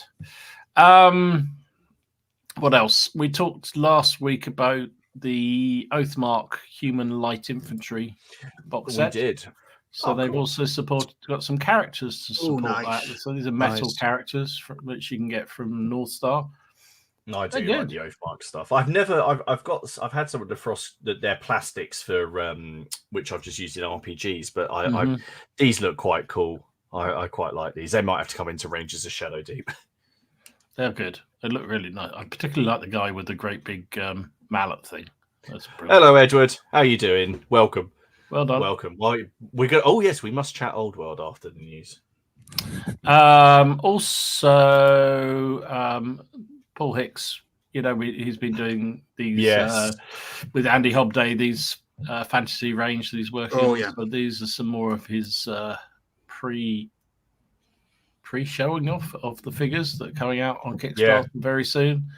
So they've been dripping these out over the last few months, and I'm sure for those who are interested in all things fantasy, they are going to be awesome. They do lovely models. I give them. They do. I really like the sort of the sort of different take, shall we say, on the artwork. Yeah. Which is which are good. Oh, and that reminds me, actually. So 2 weeks ago, we actually put those up, and I said it was Angus McBride that did the artwork, and it isn't, because he, of course, passed away. Paul Hicks pointed it out to me in the comments while he was commenting to try and win the giveaway. It is of course Peter Dennis who did the artwork, who does all stuff. So yes, that's a little slip up, but it does look very cool. I like the kind of historical sort of bent to it, if that makes sense. There's a definite historical flavor to them, which is odd for a fantasy. But they're definitely that way around. Yeah, as Craig says, they could make good riders of Rohan. Probably could. Also, North Star teased some more Boxer stuff. So these are the Tiger Men for the Boxer Rebellion. You buying them? I've got more than enough of them, to be absolutely honest. I'm more inclined to buy some of their Imperial Japanese figures, I think, and maybe some more of the Imperial infantry, Chinese infantry. But those do look very nice, and I am partial to a North Star figure. They got that chunkiness that is nice to paint. Yeah, I love painting up the muskets and tomahawks stuff. Yeah, they did. It's just a joy. The muskets they're just really beefy. They are. Yeah. I mean, you would never be able to carry them for real if they were that scale, but they paint beautifully. Can that be our other beer? We've got Wobbly Pike, and can we have Beefy Musket? I like it. And Claymore showed off some of their new 7-Year War. Oh, yes. These are Russian Grenadiers that they've launched. This is one of their command packs. And there's another one. And these are the Scotties to go with them. So that's Claymore heading out from all their wonderful medievals to do more and more of the 7-Year Wars. So I think that's everything I saw. Cool. Excellent. Well, I just couldn't find anything else. I'm sure that next week will be just as busy. Speaking of next week, we are over on Steve's channel on the 19th. Who's putting the nice simple question: the perfect war game, is it achievable? Get ready for 2 hours of solidly what were you on about? We're just going to argue for 2 hours. Yeah. No, it's really great. We're looking forward to it. So get ready for that one. Of course, I should just mention again, we are sponsored by the lovely people over at Boards and Swords. Are there tickets still available from the Napoleonic? There are, I believe. Tim did a video the other day saying that he'd sold as many as he needed to effectively, but there were still more available. So if you're interested, I forgot what date it is now. It's the 22nd of June because it's my daughter's 8th birthday. I will not be attending. Do you know what? I didn't even approach it with Haley in the end because there's other things I want to do on awkward dates. Fair enough. It's bigger battles. So if you're interested in doing that, hop over to Boards and Swords. There's in the event section you can buy a ticket for that weekend. It's a wargaming weekend. It's not a competition. Napoleonic gaming, although it's points based. So I don't know. Anyway, beefy musket sounds like a crisp brand. Or like beefy musket. I think either that or a really bad death metal band. So yeah, no, it'll be cool. If you're over there, take photos, share it for all of us that can't make it on the day. We'd love to see it. There was something else. Of course, like the stream. Please. Oh, please, yes, please. Especially if we can get more likes when Ken isn't here. That would be particularly like it if you don't fun. Thank you to the 4 people who've subscribed to my channel during this as well. Hey, who would have thought 21 away?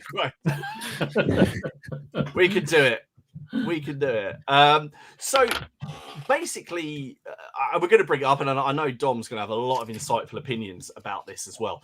But Andrew, you obviously worked at GW. You saw the fall of the old world and the rise of Age of Sigmar, and now this sort of return to the old world. What's your sort of take on it? Are you sort of optimistic and glad? Is it pure money? Is it nostalgia? Because you said you were going to be doing some. What's your sort of feeling? Yeah. I should clarify everything I'm about to say, but I did enjoy Age of Sigmar. Right. Just throwing that out there. But I'm really glad it's back. I think it is the best gateway drug to other games because I think a lot of people, when they get stuck on a Sigmar and 40k mindset, they don't realize that rank and flank games kind of are out there, whereas until they discover non-GW stuff, whereas if it's in GW, they're more likely to look at it and maybe expand their horizons. So I'm really glad from that perspective it's back. I don't think it's a cash grab per se, because they're retooling all the molds. in them for the most part, and that's expensive. So if they, I think, given the fact how well it's sold and how they've underprepared their stock pretty much across the board, Yes. I don't think they realized how popular it was going to be. My concern is that they're not sustaining it. Like, I would have liked to have seen them release all of the miniatures far faster than they are. They still haven't brought out a third army yet. And okay, yes, I have a load of old Wood Elf stuff that I can work through. But if you are not me and you want to get started with this faction, you have to wait until they start releasing the old kits. The pricing, look, it's GW. It's always going to come at a premium. And people complaining the kits are 20 years old, again, it's fine. Like, you're paying for those models. Yeah, I don't see that the problem. I don't really see that argument holding up though, because to be fair, I've painted up the Rohan models and the Mordor orcs. They're 20 years old, you know. They're periscopes. They're 20 years old, and I suppose at the end of the day, you just pay for what you want. They're not going to release a whole new range without testing the water, or say a whole new range, whole new sculpts, or anything like that. You know, that's just not going to happen. So that's just a completely unrealistic premise from just some people. I don't really quite get it. Exactly, and like if someone wants a new sculpt, go 3D print one. Yeah, like, they're all out there. That's one of the reasons why the big conspiracy. Actually, there is a wonderful conspiracy. I don't know how true it is, but I heard this on the Honest Wargamers podcast, that the reason a lot of the factions aren't in it is because they are in Sigmar, and the two studios have different profit quotas, and they don't get on well with each other. So that's why they are legacy armies. Now, I don't know how true that is. It sounds very much like shooting yourselves in the foot, but then again, who knows? That sounds like a sitcom. That's amazing. Yeah. That's like that sounds like something from the IT crowd or something. That's fantastic. So, are you sort of working? So, are you working on your wood elf, or are you just gonna, if you got your wood elf ready to go? There's a lot of stripping happening of models. Clarify, given Todd your talk earlier. So there's a lot of stripping happening on that front, and I've got some of the newer plastics that are now Sylvaneth, which I'm going to use as kind of wood elves as well. So I'm taking a very, I don't care where the model's coming from, I just want them on the table approach, and just getting it all done. If they're built janky by 12-year-old Andrew and the head's kind of crooked, I don't care. Like, no one's looking that closely. They will. Someone will. No, it's a good fit. It's kind of the attitude I've taken towards the Horus Heresy stuff I'm doing. I'm just, I'm 3D printing the bits I want. I pay for those prints. I'm not doing any of the scans or anything, but there are some really good artists out there that do some cool work. And I'm not going to be playing with them in GW, and I certainly won't be entering any tournaments. So it doesn't bother me. But there are some, I wanted the massive double-handed chain axe, so I could give that to my World Eater. They just and I had a look around, and there wasn't one. And for the size of what I'm doing with the Horus Heresy, it doesn't justify. I mean, if you want to buy it, you can buy it, but I don't need a pack of 30 special weapons, because I need about 2 for my force, because I only want to play with a small sort of force. But I hadn't really thought about it, actually, the way you said there about it is a rank and a flank game, and out of all the GW games, it is the one that's most likely to for someone to push over into historicals. And funny enough, these rule sets, these ones which WWII Gaming have sent me to have a look at, these ones, the combat in here, they are very, it's very similar to Warhammer. The combat systems with ranks, combat bonuses, reminds me of, it reminds me a little bit of Warhammer Ancient Battles, but with some interesting mechanics thrown in as well. So, I think that system worked really well with Dark Age, I have to say. Yeah, well, I remember Warhammer Ancient Battles, and it was a really nice translation into. Did you ever play Warhammer Ancient Battles, Andrew? Did you ever sort of take part in that? Oh, he's something's happened. Hang on, he's dropped it. Hang on, something happened. How bizarre! What happened? I'm back. What happened Sorry. then? I don't know, my Wi-Fi exploded. There were two of you. Yeah. One was frozen and one was waving in the guest room. I was so confused then. Irish Ken. There we go. I'll have to. Sorry. Yes. Did you ever play Warhammer Ancient Battles? No, I didn't. But a young and very incompetent Andrew tried to proxy the Warhammer Fantasy rules onto historical miniatures that his dad had. So I guess it's much the same thing, right? It's basically the same. Yeah, pretty much the same. I still maintain, and I hope Dom agrees with me, seeing as I probably have read that book more than he has, that Siege and Conquest expansion is the best source book written, expansion book written for a war game. I love it. The amount of stuff that was in there, ideas, like maps, photos, scenarios, ideas used to get siege games. I loved it. After I'd photocopied it, I gave it back. I do have the entire document on my computer somewhere, and I very reluctantly still gave him back. It was a very hard thing to do, but I still I think still, all those supplements are really, really good. They are. They were well written. They had some really clever say mechanics. The scenarios were really good. I thought they were awesome. I'm bloody going to go back and play those rules. They're great. Why not? I should base up my my Imperial Romans, because that's what I was going to play with them. And remember, I've got like 200 of them painted, the old Foundry ones. They just need just some dark tone or something over them, and some varnish, and they'll be done. Robin said GW sent the SWAT team to get them back. Yes, they Dom tipped them off. Simon says make paint play. Says the El Cid one was sublime. That's very good too. Yeah, it was very good. I loved about them. They had their region. They had their sort of period specific ones that really brought the flavour to the game. The Samurai one was very good. I never used it, but I did love it as a book. Really good. Yeah, that's quality. Well, I think we have time to go for another question. That's in here. I'm not going to put up the other question, which is what's the most common question. We'll save that for.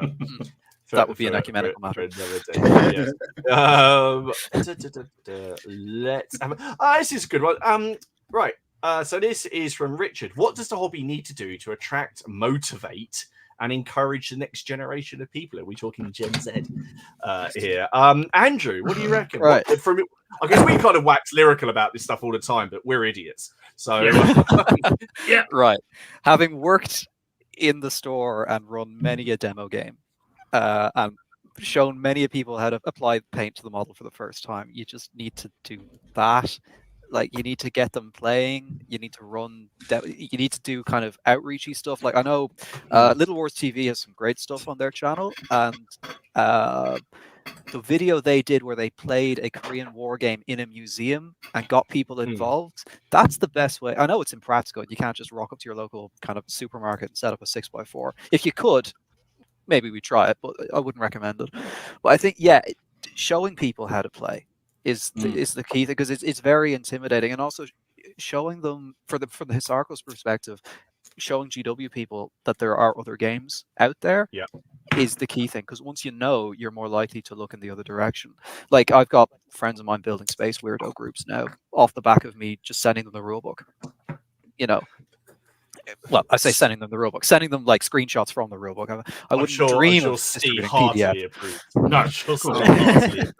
Absolutely. I've always said that game is such an entry game into gaming. Yeah. It's quick, it's simple, but it's got the mechanics are quite deep, and it really makes you think when you're playing it about the different dice types.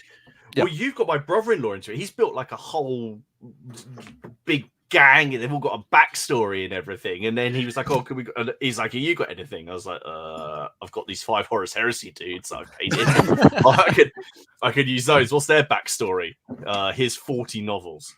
You know, so yeah. But I tend to agree.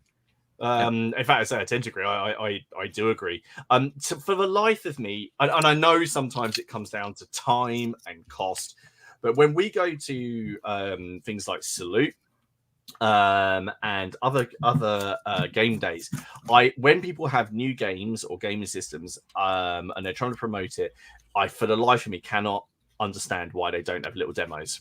Yeah. It drives me 100%. crackers.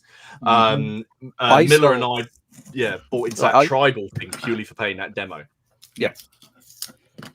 So basically, the way that when I worked, I presume it's still the same. The way that we didn't really have KPIs. We did, but the key thing was you put in the till how many demo games you did, how many painting introductions you've done, and how many starter sets you sold. That was kind of the three metrics. Now, my boss wasn't pushy about us hitting those targets, as in like he didn't want us to ruin a sale by trying to upsell someone onto a massive starter set for the sake of it. But he was very on the ball when it came to you have to run your intro games, and you have to run your intro paints. And it's because it works. Like that's how you get people into it, is to give them a practical demonstration of the hobby, and also let them take the model home. Then they'll stare at it for hours and go, "This is nice." It's exactly like being a drug dealer. Your first hit is free. Not that I have any experience on that one, but that's exactly what it is. Can I say Andrew's views do not conform to the PCP in any way at all? Dom, Maybe. no, if you're going to submit a new article to War Games Illustrated, Yes. use Andrew's analogy. See how fast I can see that going well. I'm sure they'll accept that. I apologize for mentioning that on the Plastic Crack podcast. Exactly. I think that's. I think you're absolutely right, though. I think it's the thing is, even today, I think, well, again, without going back over old ground, we've talked about many times, there are more and more kids and younger people, I think, playing the hobby. Now, it may not be historical hobby, but they're playing the wargaming hobby than I think ever have done. And what is so great, I popped briefly into, what was the showdown at Bournemouth this weekend? Beachhead. Beachhead. Which was so much fantasy stuff, it was untrue. But it was just great to see kids just rolling dice and playing and doing stuff. And they were having a great time. And, much as me as an old Grosnard historical gamer loves the historical side, they didn't give a damn whether it was historical they were rolling or fantasy or sci-fi. It didn't matter. It was just a game and they were rolling dice. And I think that's where you have to look at it. And the fact that historical's a bit like fantasy, in some ways, is easier to play than some of the fantasy stuff. It's a great asset. We should make more of it. Yeah. Like, everyone, like the pipeline is Games Workshop, and then you start reading about World War II, and then Bolt Action, and then you're sort of the ultimate sales tactic for mothers who are sitting on the fence is: do you struggle to buy your children Christmas presents every year? And they say yes, and I was like, you will never struggle again. Never struggle. Well, that's a well done. It's just there's the Games Workshop strap line there straight away. Yep. Right. Well, what I think we quickly want to do, I just want to run back through some of the comments that we've starred, and then it's time for the viewers' pictures, and I've got a lot because there was a lot of very cool stuff. There's been seriously good pictures again. There's been some seriously weird, but also seriously cool stuff. So, I just missed this one. So 5 minutes to myself. This was his first live show since lockdown. Hey! Thank you so much for enjoying the reruns. Thank you. If you're still live, thank you very much. If you're watching this bit on the run, thank you very much. The do run. David said that Ken was modelling for the new Samwise Gamgee miniature. in that David's on fire. Dear me. So I think Shagos was talking about the rule book here when he said Colour Picker says it's many blues, a tad of peacock blue, Pacific blue, Prussian blue, but overall bluish cyan hue.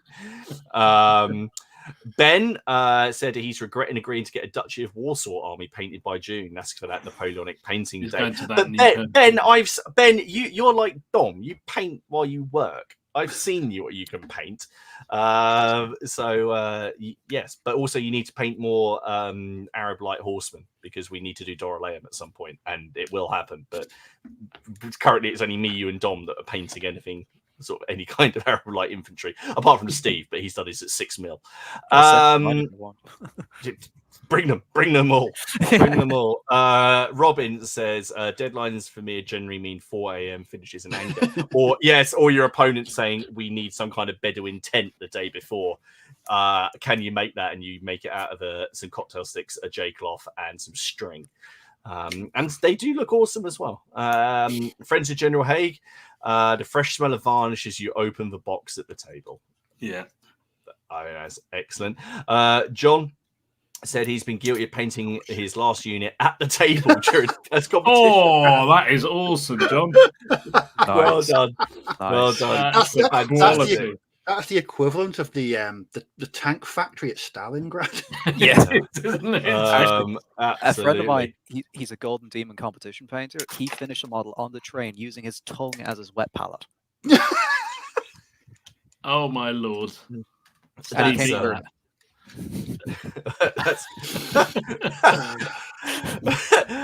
Rymouth Studio said he painted to a deadline last week. He had 5 games of Blood and Plunder coming and needed to paint 3 canoes and 5 miniatures. I'm very slow, but he managed to get it. Deadlines keep him motivated. I've got to say as well, go and check out Rymouth Studio's channel because he's done a lot of stuff with the Barons War and he's had some awesome chats with Andy Hopday over there about what's coming and everything to do with that. So do go and check him out. If you put Rymouth Studio into the some great tutorials. Bring them out. How to. Yeah, no, I've been Really dipping in because the fantasy game that they're releasing is essentially going to be an expansion or an add-on to Barons War, so it's going to use the Barons War system. Oh, I didn't realise that. That makes sense. Yeah. David, he when I was talking about the troublesome liveries for the Wars of the Roses, yes, Lord Wenlock does spring to mind, and he is the one I want to paint annoyingly, so I'll work around that. He's not the one with the underpants, is he? No. That would be fine. I'd be fine with that. He's no, just it should be all right. It just could go wrong very easily. Ian, yeah. Oh, have you just looked it up? Yeah. Yeah. Do you see what I mean? Yeah. And there's some people have done some really nice flags, and there's some flags which are just like, yeah, okay, that does the job. That is what it says. And then there's some flags where they've just gone they've just been. They're very nice, There's some really nice painting, but we're not going there. We're not going there. Ian said he finally made a live stream. Hello, from Melbourne. Hello. Hey, how you doing? What's this? Archive minis. Excellent. Nick said everyone paint a box of Zulus and send them to me. Yeah. Yeah, absolutely. What's that off the back of? Yeah, please do. But did you write that one? Which I had done. I've got Zulus that I've undercoated at the moment. I want to get those Wargames Atlantic STL ones and just keep every time I print, I want to print every bottle of resin that I use for Ragged Star. I just want to print off 1 plate of Zulus because I think then there'd just be a constant stream of Zulus coming out. How many would there be?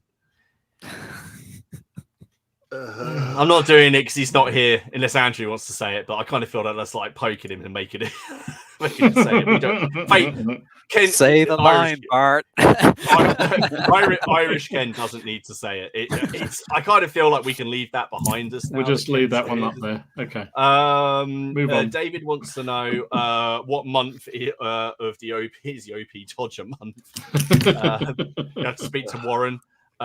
Miller said he loved that, cheated yet painted along the lines. Friends of General Haig. I'm about to do Tabors versus Tartars, so wagons versus horse archers. Oh, that's Oh cool, dear, very cool.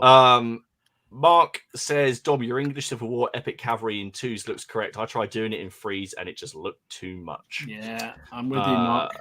With you, it's too much. Paul, parachute drops are always difficult to do in World War II games, as are large scale. Definitely, river crossings, I think, are hard in any game.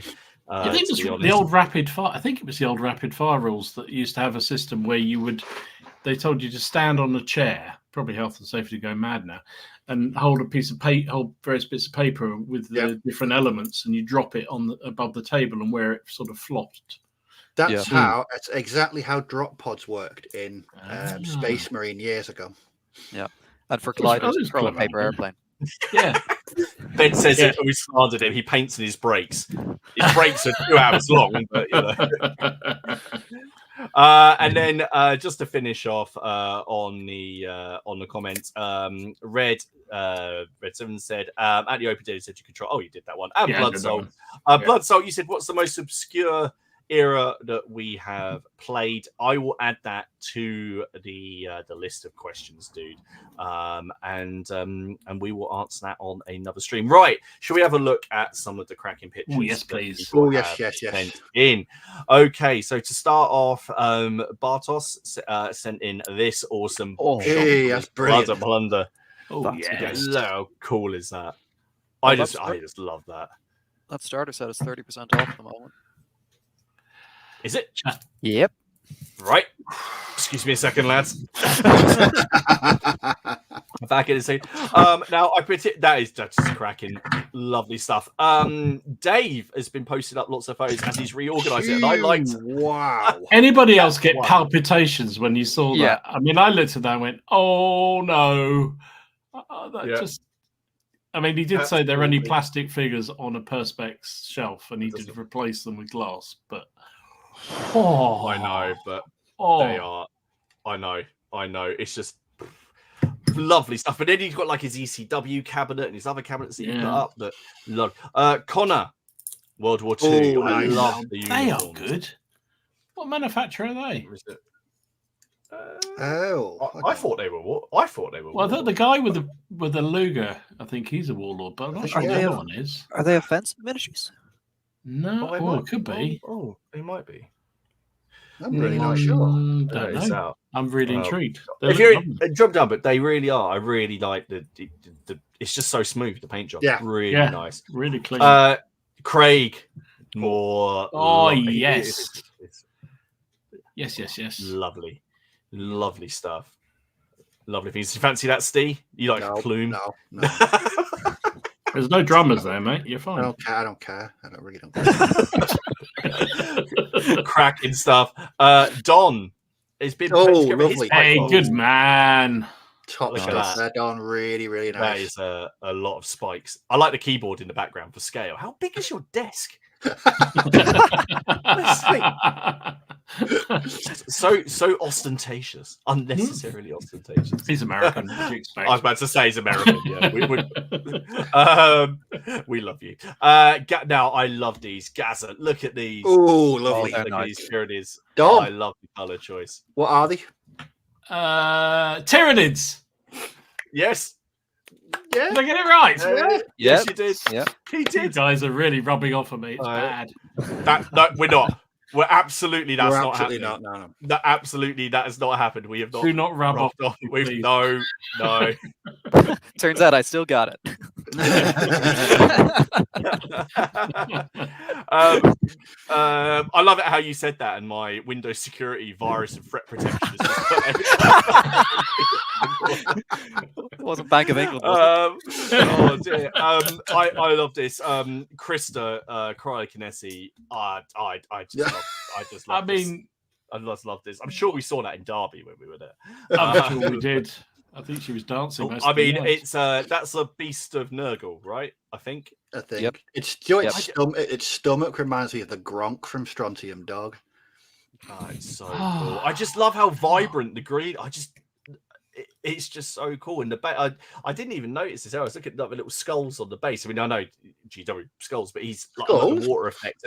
Yeah, I know, but he's obviously done that himself. Is you got the slime from the Beast of Nurgle with some kind of. It's just lovely stuff. I said it before. Check out his Instagram as well. It is very, very cool. Jeffrey was playing the one-page rules Ruthless, which is the Western one, which and I just loved the setup here. So guys, remember, it doesn't just have to be painting miniatures. Send us photos of your games, put them up. We love seeing it. Well, that's just what we want to see. Wargaming, doesn't matter what it is. Where it's just put it up, and I look at that looks awesome. I would still play Dom on that, and our entire battle would be in that one bit at the bottom. It'd be in that tiny bit there. Yeah. And you'd probably run out in the open to get blasted by my guys with shotguns. Yeah, and what's his name? Johnny, you'd just be in the bloody building on the other side. Yeah, Jono would be. Yeah, he'd be hiding. He'd be just sitting there. Matt, more Napoleonics. Hey, lovely. Yes. Lovely, lovely stuff. I do like that. I mean, they are the little green bastards, but you know, and even if they're not those green bastards, they're still Matt has been working on some old world stuff, and that's Cold One nice. Night, which is very, very cool. Elf riding a dinosaur. Okay. What else going? Lynn has been working on some medievals. So he's worked It's really nice stuff. I like the metallics on that. And the yellow's very, very cool as well. I'm going into overtime here, but Paul, look what he's working on. Yay. So that's another one. So you're coming to CrackCon as well, Paul, yeah, because the legions it's gonna be civil war at this rate. But they very can we have a nice. civil war with the Romans all fighting each other, and then our glorious Gauls come sweeping in and finish off? Well, they were there. Yeah. They both had Gallic allies. Sweep in, and I just thought we'd come in and finish them off at the end. Oh yeah, the glory. Yeah, with my naked druid. Yes, absolutely. It's just scaring everyone along. Cracking stuff. So Paul, really nice work. Other Paul, Bretonians, really nice to see. And then other Paul, Mackay. This is his full bridge vignette. Which he just has to put up to make us all feel bad about feel inadequate. Martin, cheers, do you know what I was tempted to put on that? It looks like a Monomarth mosh pit. Very true. Very true. I just love the guy. But have a look at all these photos you can find in the Facebook group. Remember, if you want to join, the link is down below. You can answer the questions free, and we'll let you in. Phil. It's been working on German armor. Lovely. Very, very nice. Oh, that's a really cool, isn't it? Wow. I think he blamed me for really nice. Probably really cool. Now you might remember last week we had. Do you remember we had our young Evan who sent in his first? How's he getting on? Which he was putting together. He's getting on well. There is a lot of Nurgle in there. That is there is. Oh god. Look at that. Is ace. I mean, good grief. Brilliant. I mean, he needs help. I mean, but boy, that's good. that is fantastic. Just the color on that skin, it's hideously Nurgle, but it's fantastic. I think I say 13-year-old me is feeling very I would say it's well, actually, to be fair, nearly 40-year-old me is actually adequate as well. Lovely stuff. Keep them coming. That is really, really cool. Keep going and keep sending us the photos. Lovely stuff. Steve, stuff. Yes. Oh yes. Stuff. Bavarians. Lovely. That's a lot. That's a lot of figures right there. Yeah, satisfies my allies adjacent requirement for hobby. I'm with you there, Andrew. Oh yes. Yeah. Don said that was his workstation. It was very clear, but there wasn't. Yeah, because his home one's even bigger. Yeah, his home one's in the next state. It just crosses state lines. So no, lovely stuff. Tom, no, I saw this right, and I love this, but I want to see Dom. I can see how Dom's going to react. You guys can't. This is lovely. I love the photo, but I love this. This is so awesome. I mean, they are mutants. I thought they were like mutant turkeys to begin with. They do look like they're the chickens that you were trying to stuff, and they've got up all the way. That's probably what instead. I mean, it's like if KFC had a horror. I love them, but look, everything about that photo is ace. His progress that he's been. Wow, his progress has been posted. It's really we want to dig Zona Alpha out again and start having a go at that, because his figures, but also his scenery as well. It's just absolutely spot on, and that is fantastic. What rules? What game is that? It's Zona Alpha. It's an Osprey game.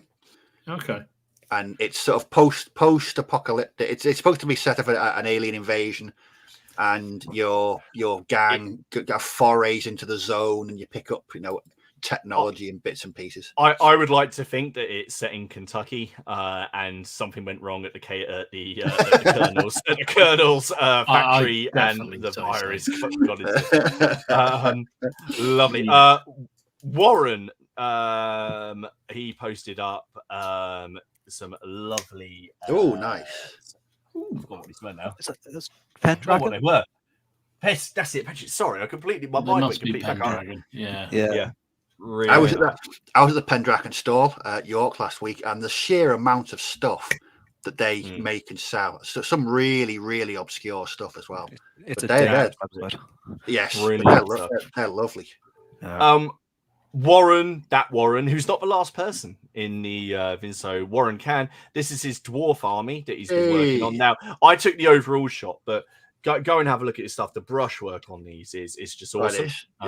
So lovely. I mean, I think he's using this for Oathmark. I think he's planning on it. So I don't know if he's planning on also using it for the old world, but he definitely could. But really, really nice. And then we finish. I thought I had to put this up. We've got to finish with the other Ken. Yorkshire, a bit of Yorkshire, but lovely stuff. So cracking. So there we are. I know it's just got it over the It's like it's erupting because it's seen how large it is. But we're still here, dude. We're still here. Yeah, we're on overtime now, so yeah. Well, look, guys, thank you so much for taking the time. So it's Andrew. Thank you for taking the time to join with us. And I would say that our first foray into the mystery guest has been a success. Absolutely. I think that's a strong candidate for a Ken replacement. That's all I'm saying. Absolutely. Yeah. What we'll do is we'll when he's on the next time. Maybe we should have a viewers vote at the end of this. Which mystery guest replace? I'll put that on my CV. Place second in the Kenathon 2024. There you go. Cracking crack tonight on the stream. There we go. Mighty crack. On that note, guys, right, remember we are over on Steve's channel next week, where we're going to be chatting about the perfect war game. And although I have a feeling it'll probably be about what it isn't. The perfect war game. Remember, you can find links to the Facebook group down below. Thank you to the guys at Balls and Swords. Thank you, Andrew. Thank you to everyone on the replay, and thank you to everyone who tuned in live. We will be back again next week. And I don't think the crack factor 2020. Do I get a buzzer? Yeah. Do we get excellent? On that note, take care of yourselves, and we will see you all again next week. Thanks, guys. See you, everyone. Bye.